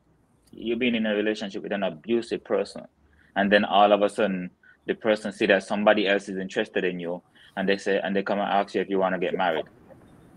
Absolutely. Like, no, it doesn't work like that. Like, I think that see, that's be too political. We need to come down off of this political level sometimes and try to see what's happening, like on a global scale, and also on the individual level as well, because it's inevitable that Africa will have to have relations with the outside world, but what are the terms? Like, what kind of terms do you look at these Europeans who have abused Africa ever since they found out that there was some land down there called Africa. They're coming to tell the Africans that they should be against Russia, who helped them to their liberation struggle when no one else helped them, when it wasn't fashionable. So of course, this is like an emotional thing for a lot of Africans who understand what's happening. We can't just sit down and say we're gonna be political and go to work every day and come back home and still don't have enough. And you see these people who have been in an abusive abusive relationship with not just Africa, but Africans all over the world. They're in an abusive relationship with Africans all over the world. And they want to come in now and tell us that we should trade with them, that we should have good relations with them, when they haven't dealt with the fact that they're the ones who have Africa in the state that it's in right now. Yeah, I don't think that this is fair. I agree with you 100%, architect. And there are a number of pieces of analysts. Well, I think it's shows, really, the shows of political analysts. And they all examined the history of countries with Caucasian populations that tried to appease the USA and befriend the USA, and then they were eventually treated extremely badly after going to all lengths to appease and befriend. They weren't respected, and they ended up being chewed up and spit out when they were no longer needed. Yeah. There's nothing to prevent that from nothing to prevent us from suffering the same fate if we don't respect ourselves enough. No, also, I would say this also, that I think that, I mean, everyone know the African proverb, it takes a village to raise a child, right? Yes. So why are Africans still acting like one person can rule a country? One person can never really rule a country, and that's how the Europeans get us, because they're giving us our leaders, and then they're calling the leaders and separating them from the people, and creating industries around these leaders, and the people still suffer. This is a part of what's happening in Africa. So we have one man coming out of Africa saying he is in control of the country, and the whole world say he's in control of the country. Who knows? Maybe they are democratically elected, right? But we have to always go back to the beginning, because Africa wasn't 54 something countries. This was a European design. So this European design now has become normalized now. They normalize this design, just the same way how they normalize Western Asia and have everyone thinking it's the Middle East. But it's the Middle East of what? That's not the Middle East. That's Western Asia. It's the same thing that they did to Africa, and we have to always go back to the beginning, because what they did when they did that was that they took away our unit of measurement. Without that, we don't know if we're going up or we're going down, if we're going left or we're going right. We don't know nothing. So we're there without a unit of measurement, and they're coming to say, okay, we're gonna pull this leader, take out this leader, and this leader is gonna decide what is gonna happen for the whole rest of this country. And we're gonna make deals with this leader, and we're gonna call it a democratic deal. We're gonna call it a fair deal. We're gonna call it whatever we want, and send them back home, go implement those things. That's basically what just happened in Washington. They call up these people, they make deals with them, with people who we don't even know, and they're not answering to their people. That's what democracy, that's what Western democracy is about, separating the power from the people, and giving and making the power represented in one man or one woman. There is nothing wrong with this, but when you have a system where the power is separated from the people intentionally like that, in order to keep and maintain white supremacy, then this is a problem, because we don't have our place here on this earth as yet, and everyone else is standing up for their rights. And when you think about Africa, and when you think about Africans all over the world, we don't have no home. We know that we come from a place called Africa because we are called Africans, but the home is not, you know what I mean? It's not even a representation of who we are. No, it's not. See? So that's my issue there. And yes, this is an emotional topic. Of course, we're gonna get emotional. What? Our whole future, these people giving away our future to the enemy. Like, we have ideas too, man. We have ideas too. We have ideas about how Africa could function properly. But as I said, it has separated the people from the power. So now, even if we have ideas, the ideas are not even reaching to a level where they can actually be established, because they have already took our brains. They took our brains out of our head, and now we don't And even know how to actually, think. yeah, actually, on what you said, I just picked a little bit of the ambassador where she said about the questionnaire. I would love to share this because she put it as it is, and what we really want is the leadership of all African leaders to get together. This is about Africa.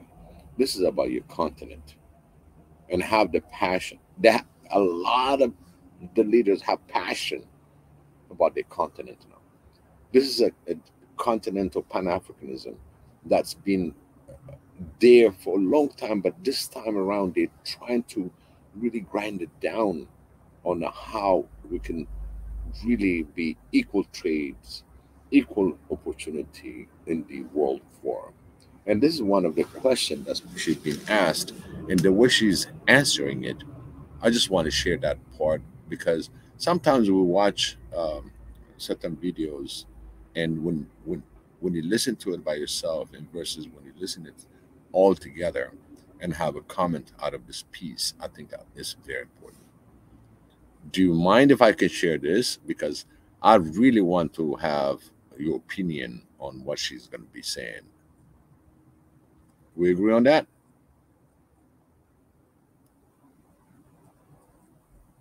Okay, here we go. And how China approaches this. I'm interested in what China gets so right.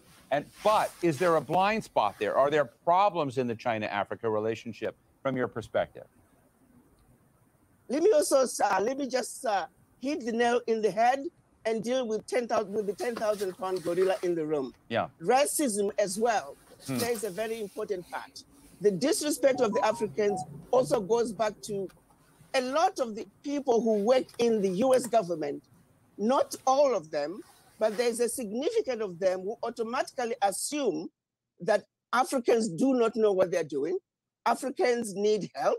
Africans need to be told what to do. And racism is also at the bottom of it all. We need to address the individuals who are going to be visiting Africa, engaging Africa. They must understand that Africans are equal to them. But when one goes to Africa with a sense of superiority, wherein lies the problem, because you are not going to engage those leaders who are going to come to the table as equals. You go in feeling superior, you come back feeling superior. That is not an issue with the Chinese. The Chinese are coming in. The Chinese, yes, if you don't negotiate with them and they win the game, then that's your fault. But they don't come in feeling superior. They understand that Africa has something they need. So they will come to the Africans. They will come and make sure that they let the Africans know that you matter to us, that our relationship with you does matter. That you don't get that feeling with the United States. You get the feeling that there's this sense of superiority, that you Africans, you ought to be glad that we are engaging you. You ought to be glad that we are inviting you to come to Washington. That sense of superiority, it has to change. Whether it calls for the United States to retrain their people as they engage Africa, but it is that which really goes to the bottom of why the engagements are not going to be as effective. They must take a page out of what Africa is doing. Let me say this. Chinese people didn't used to be that way, but they quickly changed their strategy. When they realized that the game they were playing was not going to work in Africa, they changed their strategy. And that's why, like I said it during my tenure, I'll continue to say it again. If this was a basketball game, the United States need to call for timeout. This is a new game, and it requires new rules of engagement. The United States must, first and foremost, make sure that racism is out of the picture. Africans are just as smart as anybody else. Africans are equal, and until we engage as equals, all these meetings, all these conversations are always going to be useless. And it goes back to the individuals who are going to be at the table with the Africans. So the US also need to address the issue of racism and make sure that the people engaging Africa, their minds are clear and they accept that Africans are equal. Tell us about Pan-Africanism. Tell us about what Africa, the states in Africa are doing to trade, to connect, to move their agenda forward proactively. There you have it. Yep. There you have it. I mean, she just put the race card because there's racism undermining the color. And that echoes is so sad because the United States of America destroyed the natives to establish this state. So do you think they will have issue on a race base? This is the only country that is out loud about racism. Out loud. Only 350 million people living. Because of their echo, it made others think about us the same way. Even though they know it's not right. And some of them don't even want to talk about it.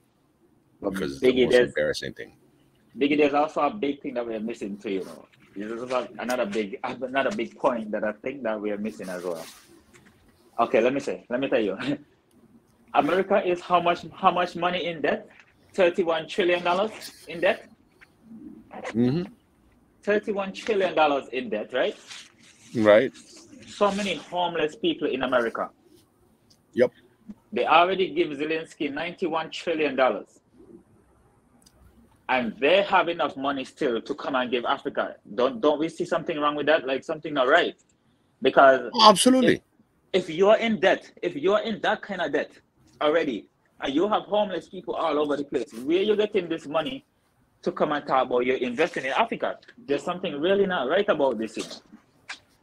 That means whatever trick that they're playing there with us about continuously giving Africa money and continuously giving this warmonger over their money. This money is not even real. This investment is not even real. What they're coming to give us is some piece of paper and then coming to tell us that we owe them real money. That's what they're doing, you know. Right. But let's put it this way. I got a question for both of you, Rich and Sherry.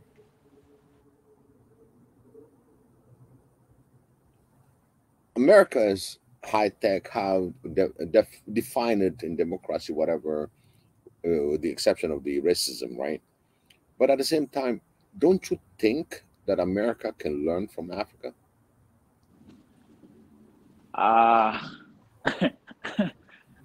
Because look at it. That's a funny question because this funny thing that I say, they're spending so much money in the military. They're spending so much money incarcerating people, okay? And most is based on racism. They have all this mass shooting that's going all over. I mean, there's so many things that's happening, okay?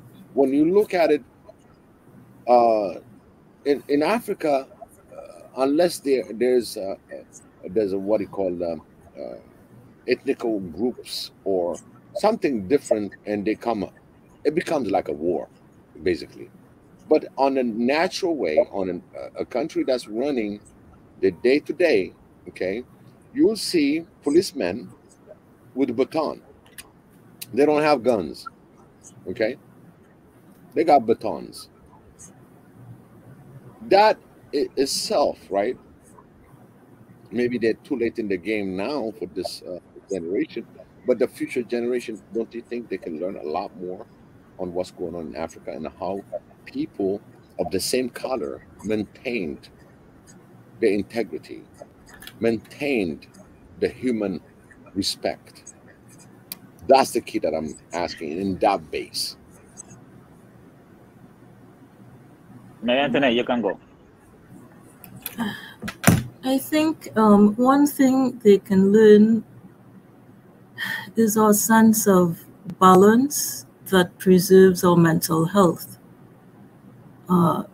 We know whether we use the same technical terms or not, we know how to maintain, for want of a better term, mental homeostasis. So there's a time to work, there's a time to go outside and connect with nature, there's a time to get some sunlight in the morning,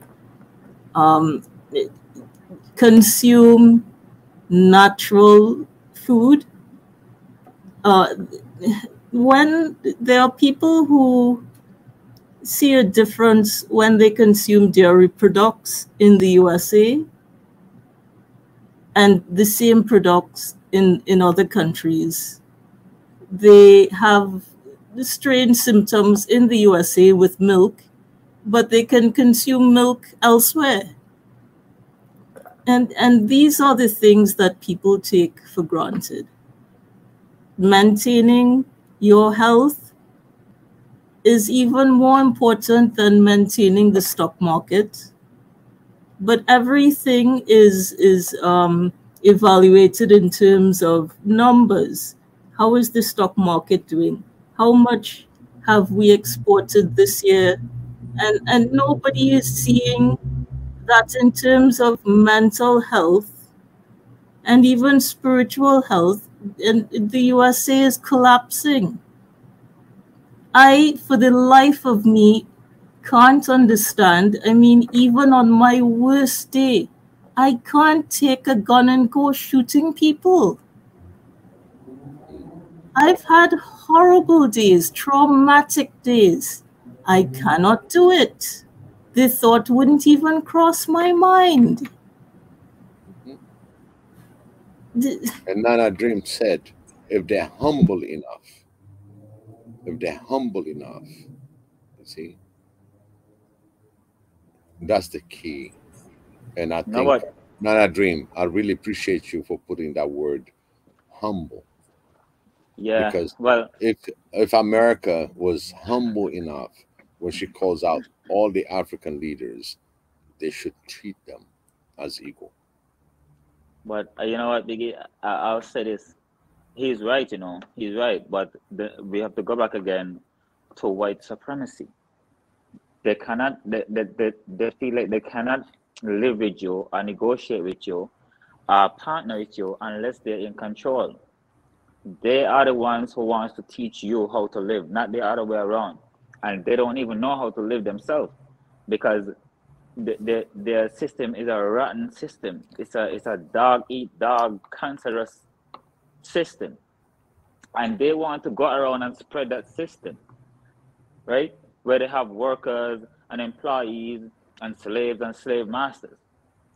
They're not humble enough to learn from anyone.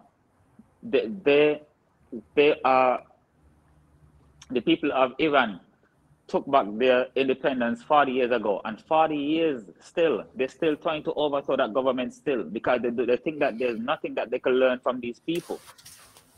You understand? They don't want to negotiate with them. They don't want to have nothing to do with them. They don't think that there's nothing that they can learn from you because they're the most advanced. They think in their head. Even if it means they move forward to the detriment of everything else on the planet. That's how their mentality is. So, and again, this is white supremacy, If you don't understand white supremacy, everything else will confuse you for real. I believe that This is a system. Capitalism is a system that must be contended with. You cannot bow to it. If you bow to it, you're giving up your right as a human being. You have to contend with that system until that system, you put that system into subjection, and whoever is behind the system need to be into subjection as well. Otherwise, they're gonna subject you.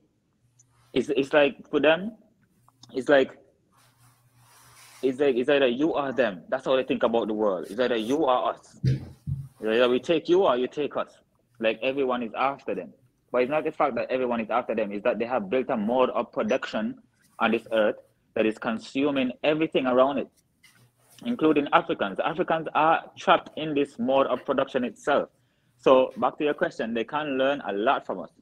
I mean, most of the things, if they want to survive here on this earth, they better start learning from us, because in a couple of years, 1 out of every 4 or 5 people are gonna look just like us. They're not gonna look like them. So they should start learning. They should start learning now if they know what's good for them. Absolutely. And again, we're going back in time on how those countries, the European countries, got formed. It's just because of Africa. Africa was the ancestors of all nations, and that fact has been erased over time. And now we as Africans should really look into our heritage and our history and teach our children, our grandchildren, what Africa is, to begin with, by the grace of the Father and the Son and the Holy Spirit. It gave us this vast continent that can engulf all of them inside, and they're all little. So Africa had the original manuscript of human beings. If they understand that part, everything that we're fighting for becomes useless. At the end of the day, they have Russia and Ukrainian war right now, at this moment, at this time. We have this little tiny bitty country that's trying to beat a big country. And everybody is contributing into this war to show superiority on their arsenals. At the end of the day, this will affect all of us in the planet.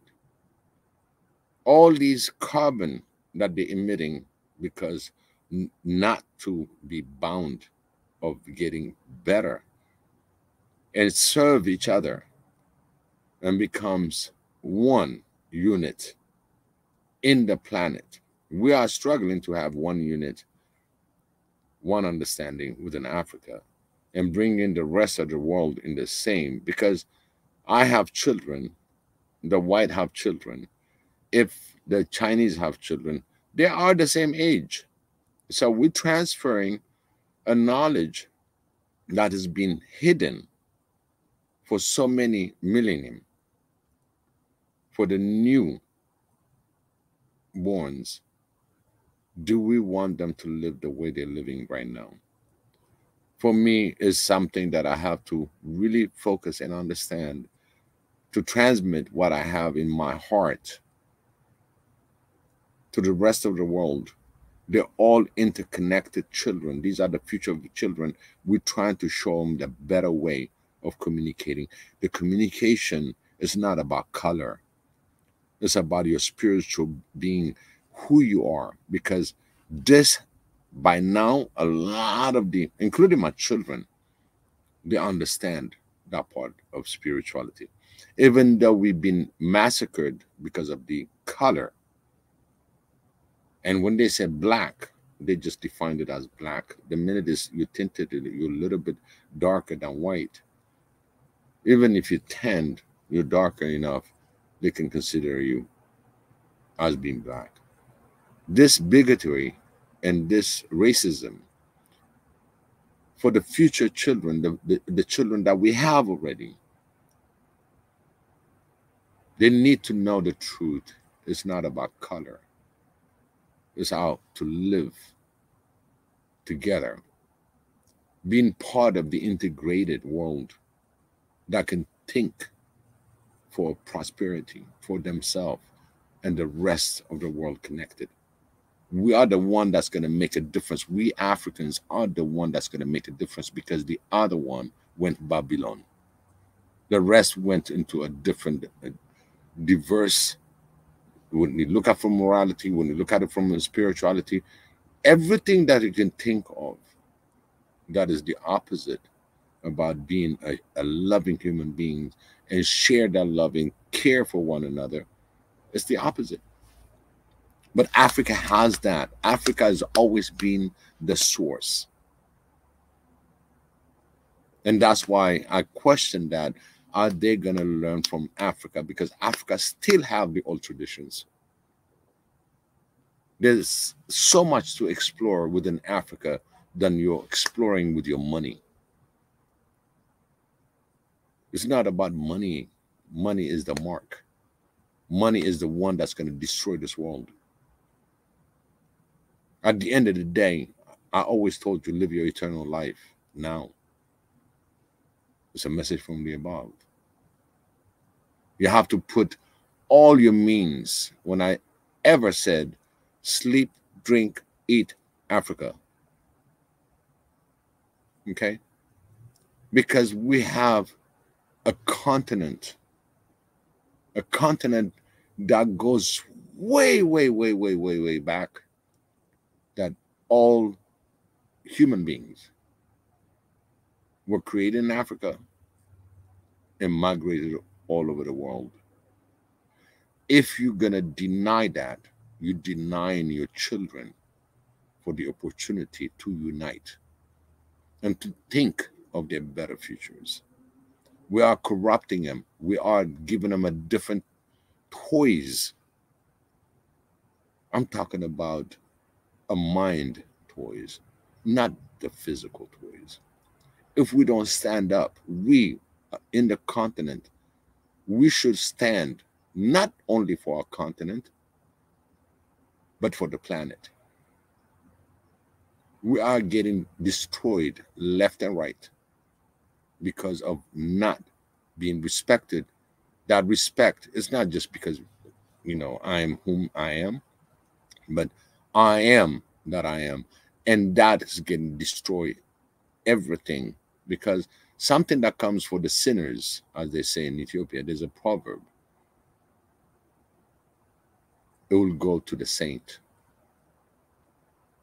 That means we're contaminating, we as Africans, and that understanding of our ancestry, and those that are really in the country, in the continent, they know that. But for them, that knowledge is, they take it for granted because they live by it.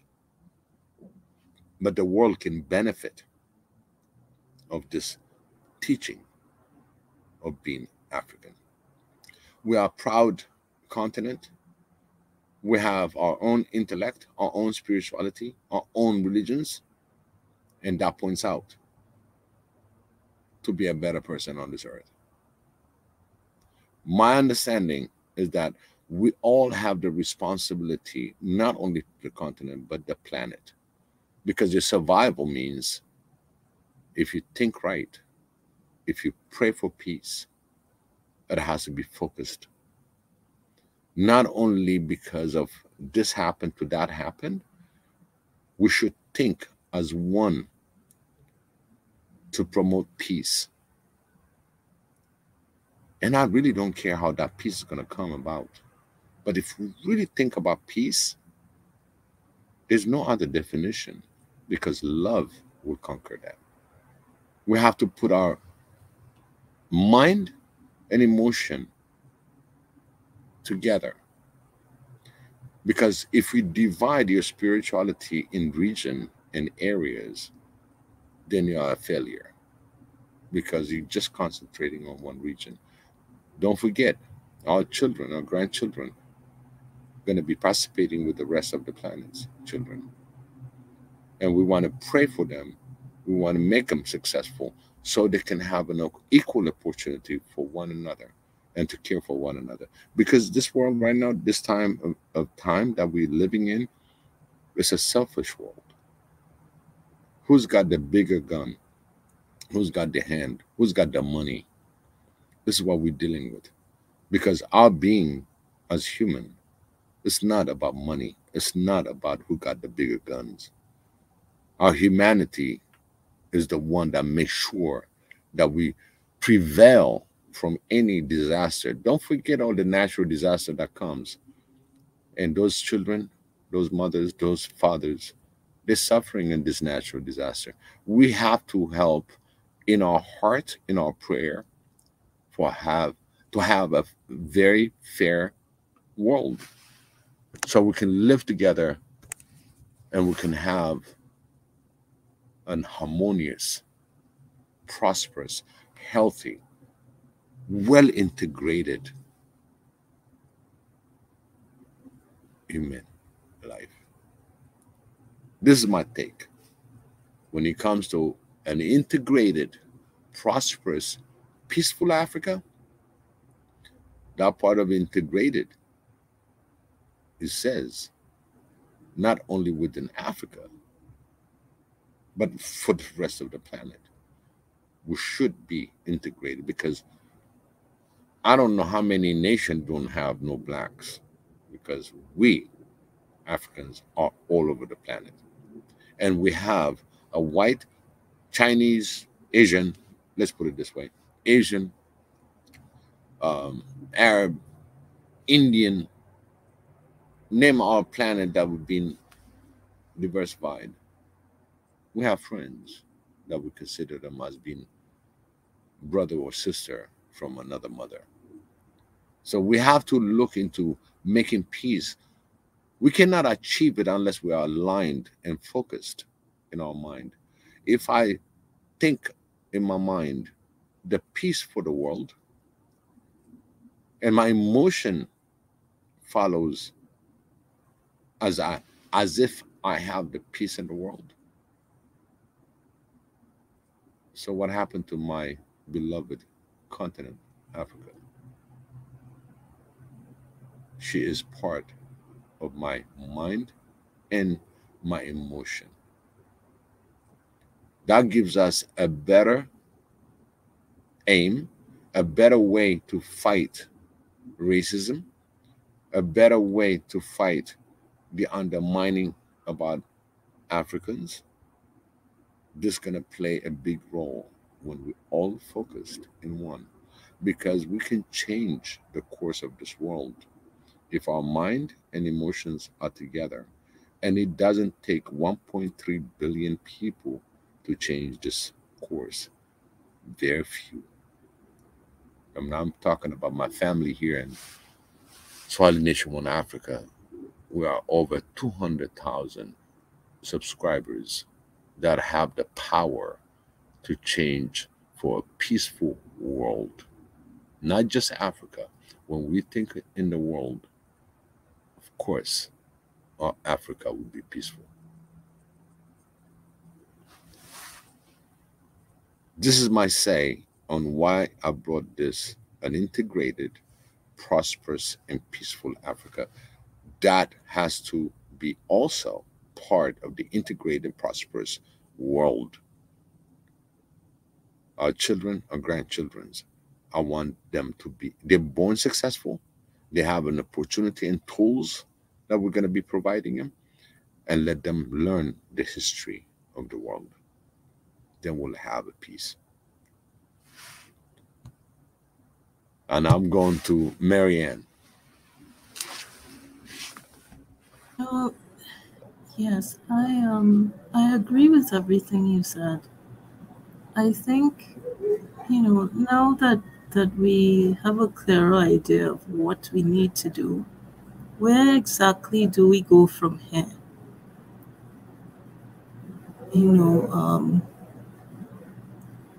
I listened to the excerpts of the program, the Al Jazeera program, and we all agree with everything that was said, but how do we get the message to the leaders who currently sit in power? That a course correction has to take place.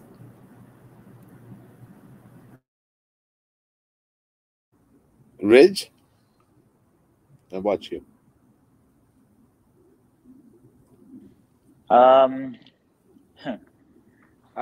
Sorry, what's your question again? Sorry, I was kind of washing my car. How can we achieve this Well, goal?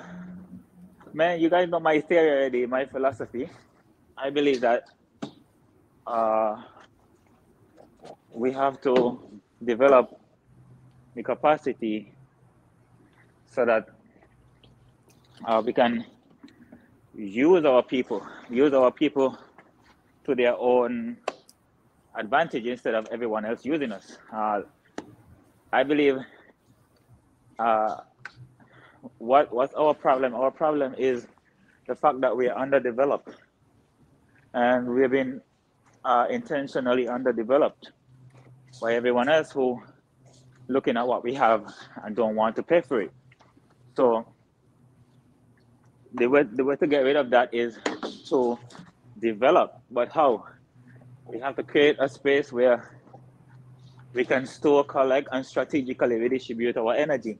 That's what governments are supposed to do.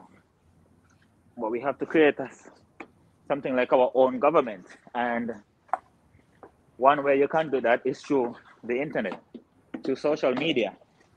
But through social media that is 100% dedicated to that cause, not some wishy-washy thing that you develop in some dorm room with your friends when you was bored.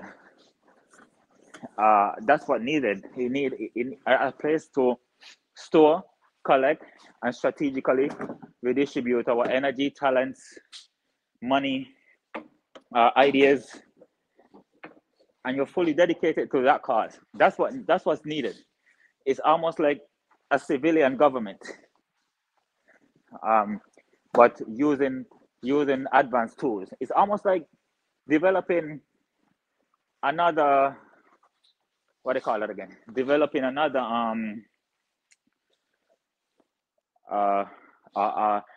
doing the things that Marcus Garvey did before, but using the tools that we have in the present day. Marcus Garvey did what he did in 1919. Now we're in 2022. So we have 100 years more advanced tools, 100 years more advanced people, 100 years more educated people. So we need to use the tools to develop to finish Marcus Garvey's work, because without that, you're not talking nothing. Without that independent structure to collect, store, and strategically redistribute our energy, you're really not saying nothing. And that's what I think is needed.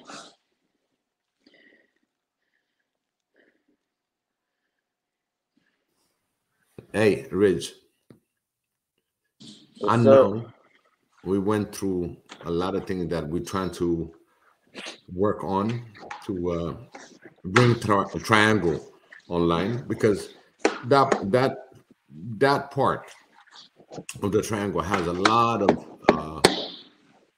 it's new, fresh at the time that we launch the whole thing, and it's going to help because that part is not just what do you call about African only. It's also a mix in the planet, because we Exactly. have a lot of good friends across the planet. Because we cannot blame he's white, he's going to be rotten. You understand? He's the Chinese, he's rotten. No, we have good friends from all over the planet, because we Africans have the base of humanity. Okay, it's not random choice. Okay, it's not a random phenomenon. We are the one that's been oppressed. We have been the one persecuted throughout the world. Just our color brings fear to a different color. You understand? And we are harmless for it. Just our color. My intention, my mind, is to introduce that this color differences is a beauty. We're part of these flowers. It's like a garden with beautiful different colors. Embrace that. When it comes to plant, every color, embrace those colors. When it comes to one another as human beings, it becomes a disaster. This is where the root cause is. For us as Africans, instead of saying, okay, they did this and we did that and this happened, we're the one that's going to be introducing, we as Africans, together, that all colors are beautiful. This is our narrative. This is our narrative. All color are beautiful. We are the creation of the Creator. Can you imagine you have black and white only in this world? It would be a boring black and white. You've seen it on television. It's just black and white. You don't even define what kind of other colors there might be. So we Africans, we have not only the responsibility for our continent, but we have the responsibility to teach the rest of the planet. Because every education, every science that you have, everything that you have under this planet, emerged it from that continent. So why should we feel sorry for ourselves than just going full forward and try to educate others in the planet? If we're going to get stuck about the black and white, we're going to stuck on this forever. And it's a shame we still have that differences. It's a shame. We have very few bigots, and we have few of these other on the leadership that's putting this into the world. Because our African children, the way they suffer, abroad they suffer too. Because we got the same social, economical issues in the world. Look at from the energy aspect of it. Look at the way they snuffed off all this energy. And who's hurting now? The whole Europe is hurting, right? In front of your eyes. Why? Because we got this side that's going to decide how the world is going to run. Basically, having a remote control, you can change the channels. You can change your policies. You can change the way you want to do certain things. So we Africans have to stand together in order to defeat this devil. This evil spirit has to be dealt with. Yes. And we African, the only way that we're going to be doing, we want to be equally and partnered throughout the world. Guess what? We have the responsibility also to make sure that the other part of the world understand they all have children. And our children and their children, they're going to be integrated in the same prosperous, integrated system. Because that's going to be the future if we want to see the future in the world. Because at this point in life, they're about to trigger something that is beyond our control. Yep. Are we going to be allowing that? No. Then we are really ignoring the issues, the core issue that's coming now.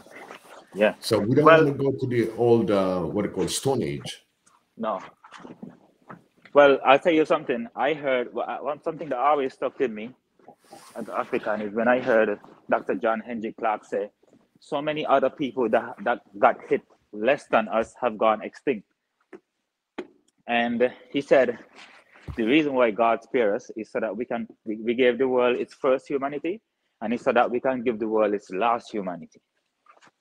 And that's why we are still here. That's why African people are still here. We are like the thing that the universe will never give up on. As if it was supposed to, it would give it up a long time ago.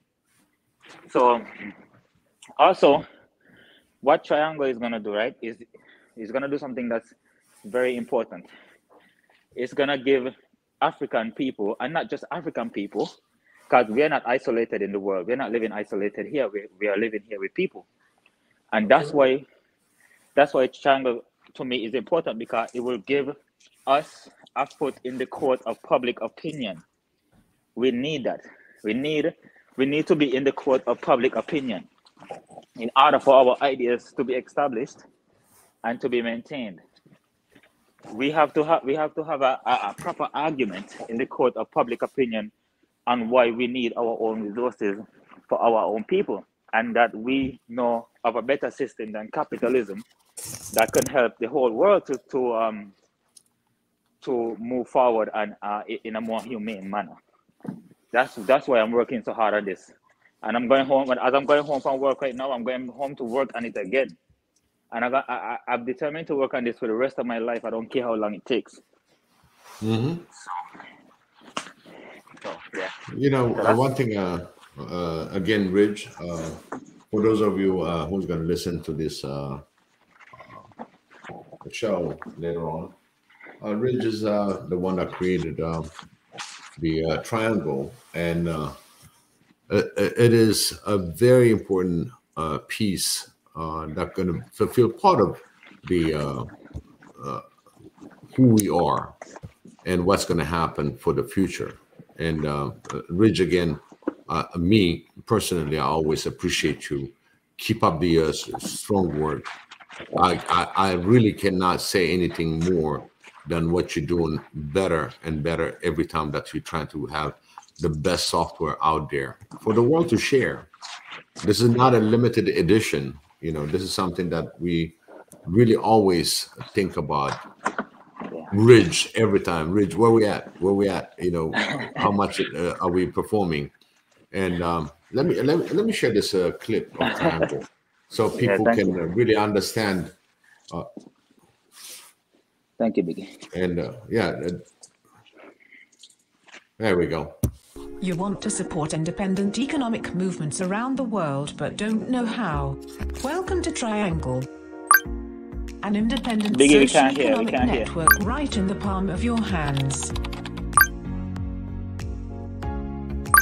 Check on the progress of the projects you are interested in. You cannot hear it? Watch live videos of the projects that you want to donate to or are interested in. Comment on the project with your friends, or contribute to the project while it is live. Check the hottest business plan submission all around the globe. Get an instant update on new business ideas that are submitted through our unique submission system. Upload content about your own business progress. Start a live video to show the world or pictures of your progress. Get personal with the people that had contributed to your project and also to the people to whom you have contributed to. Search the globe for all the active projects to see what you might be interested in. Start engaging with the future. Sign up for Triangle.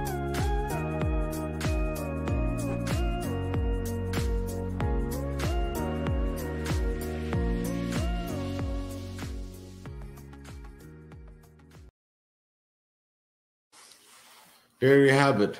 Our brother, Rich Francis, that working on this software. And we've been working on it for quite a while. And thank you, Rich. I cannot really say anymore, but I really appreciate your hard work. Yes, man. Yes. Thank you. I appreciate it too, man. Keep it up. Yeah. Keep it up. You know, that's... you know, when it delivers along with the Swahili Nation website and all that, you know, hopefully everything gets integrated. And, you know, we're not here just for us, you know, just we as Africans, but we're here for the world. I mean, because we want a peaceful world anyway, across the planet. Because that's the thing. We are living here as well. So we have to have a peaceful world, not just a peaceful Africa. Right, because it's important. Like we always define it, it's not just about Africa. This is about all of us on this planet, and to live in harmony. Love, harmony is the key. It's very important. And again, you know, I think we played so much the same games every year, and this is the time Swahili Nation One Africa is going to show a different games, a different. Because we're not just human, but we are very spiritual beings that's been created to guard in this world and to enjoy this world and to share this world. And our children and grandchildren, the rest, you know, is history. That's what I'm trying to achieve. Learn the histories, understand everything about this planet. Is number one for all of them, because they're going to grow together and they're going to do business together and they're going to achieve bigger and really a high level of respecting one another and grow together. It's very important. Yeah. So Sherry, any comment? Because I'm just about to close the session, and anything that you have in the what we talked about and sum it up. No, I would just thank you for this beautiful program that you've put together, and to thank the architect once again for being the mastermind of a wonderful project. So thanks so much to both of you.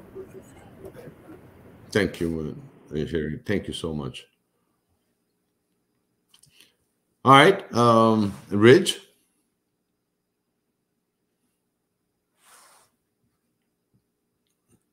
Ridge, you still there?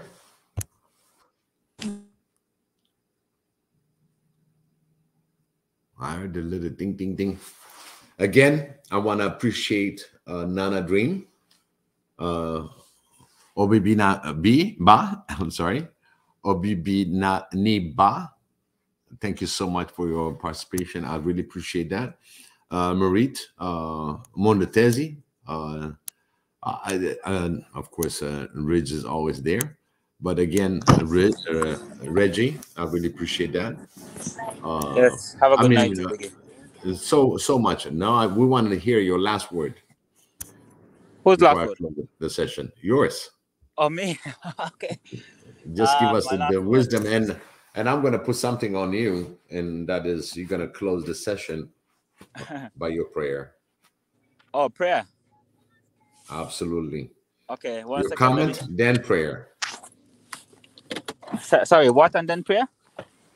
What is your intake, your final word about the session? Yeah. And then finish it in prayer. Okay. Well, Reggie, it's good to see all of you again. Continue doing God's work. So this is God's work. I hope you guys can hear me properly, right? We do. Okay, because my phone is acting up. So it's good to see you guys here again still. I'm keeping up to date with everything. Continue pushing, because we can't just think about winning this revolution and then sleeping. Revolutions must be maintained in order to be successful.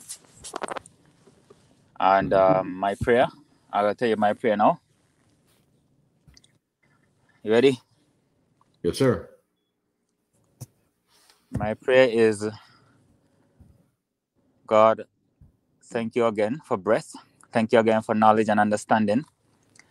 I hope that you send us more understanding, more knowledge. Open our people's eyes so that they realize what's wrong from what's right. They realize what's possible and not just what other people tell.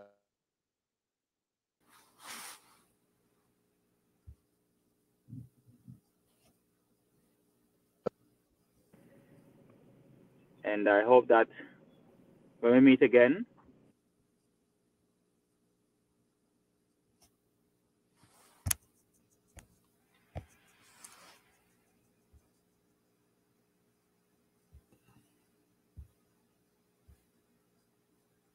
Hey, Rich, we lost you, I think. I think we lost Sherry, you still there? Yeah, I think we lost Ridge. Yes, I'm still here, Biggie. Yeah. I believe we lost him because he's outside. Remember, he was washing his car. He's outside. Yeah. Right. He just stopped. Well, in the same prayer, I will continue. May Xavier give us all the blessing during this holiday. I want everybody to be safe. Those are living in the diaspora, just be careful out there. Watch where you're going and enjoy your family. And this is the time that where Xavier put us together, because it's Christmas and that's his birthday. For those of you who celebrate Hanukkah, those of you that celebrate different religious time, during this holiday. I wish all have Xavier to bless you all and to keep you safe with your family and your friends. And when made the world be peaceful, at least for this holiday season, may the wars that be raging calms down and people start rethinking on what they are engaged in. Xavier, we really, really want you to really put people in their heart to start thinking on what they're doing and to be really peaceful during these holidays. And that holiday peacefulness, I wanted to extend forever and ever, because with your grace, with your blessing, we can achieve that. Because he told us, he put our mind and emotion and being one, we can achieve that. We're very grateful. Amen. So at the same time, I want to treat you again, another song that we found, right? I'm going to treat you Jerusalem with the actual translation. You saw that, right, Sherry? I saw it a very long time ago. Yeah, this is with the translation, because a lot of people just have that song. Yes, it's about Jerusalem, but at the same time, the lyric is totally different. And that what you think is just a lot of internationally been dancing, showing competition. It's been going for over and over for a long time. But this is what the lyrics means. And again, I want to show it. And it will be in a good conclusion, in a good sense of it. And I'll be back right after the song. Thanks so much, Biggie. You're welcome.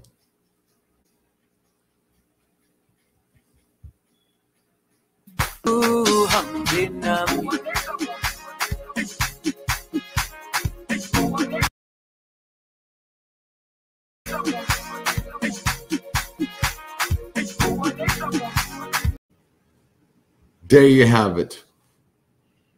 And with this, I conclude my show. And I wish you all a peaceful evening and good morning and good evening. Until next week, may Xavier keep you peace and bring you all the blessings. Love one another. Take care of one another. This is our duty. Amen. Amen.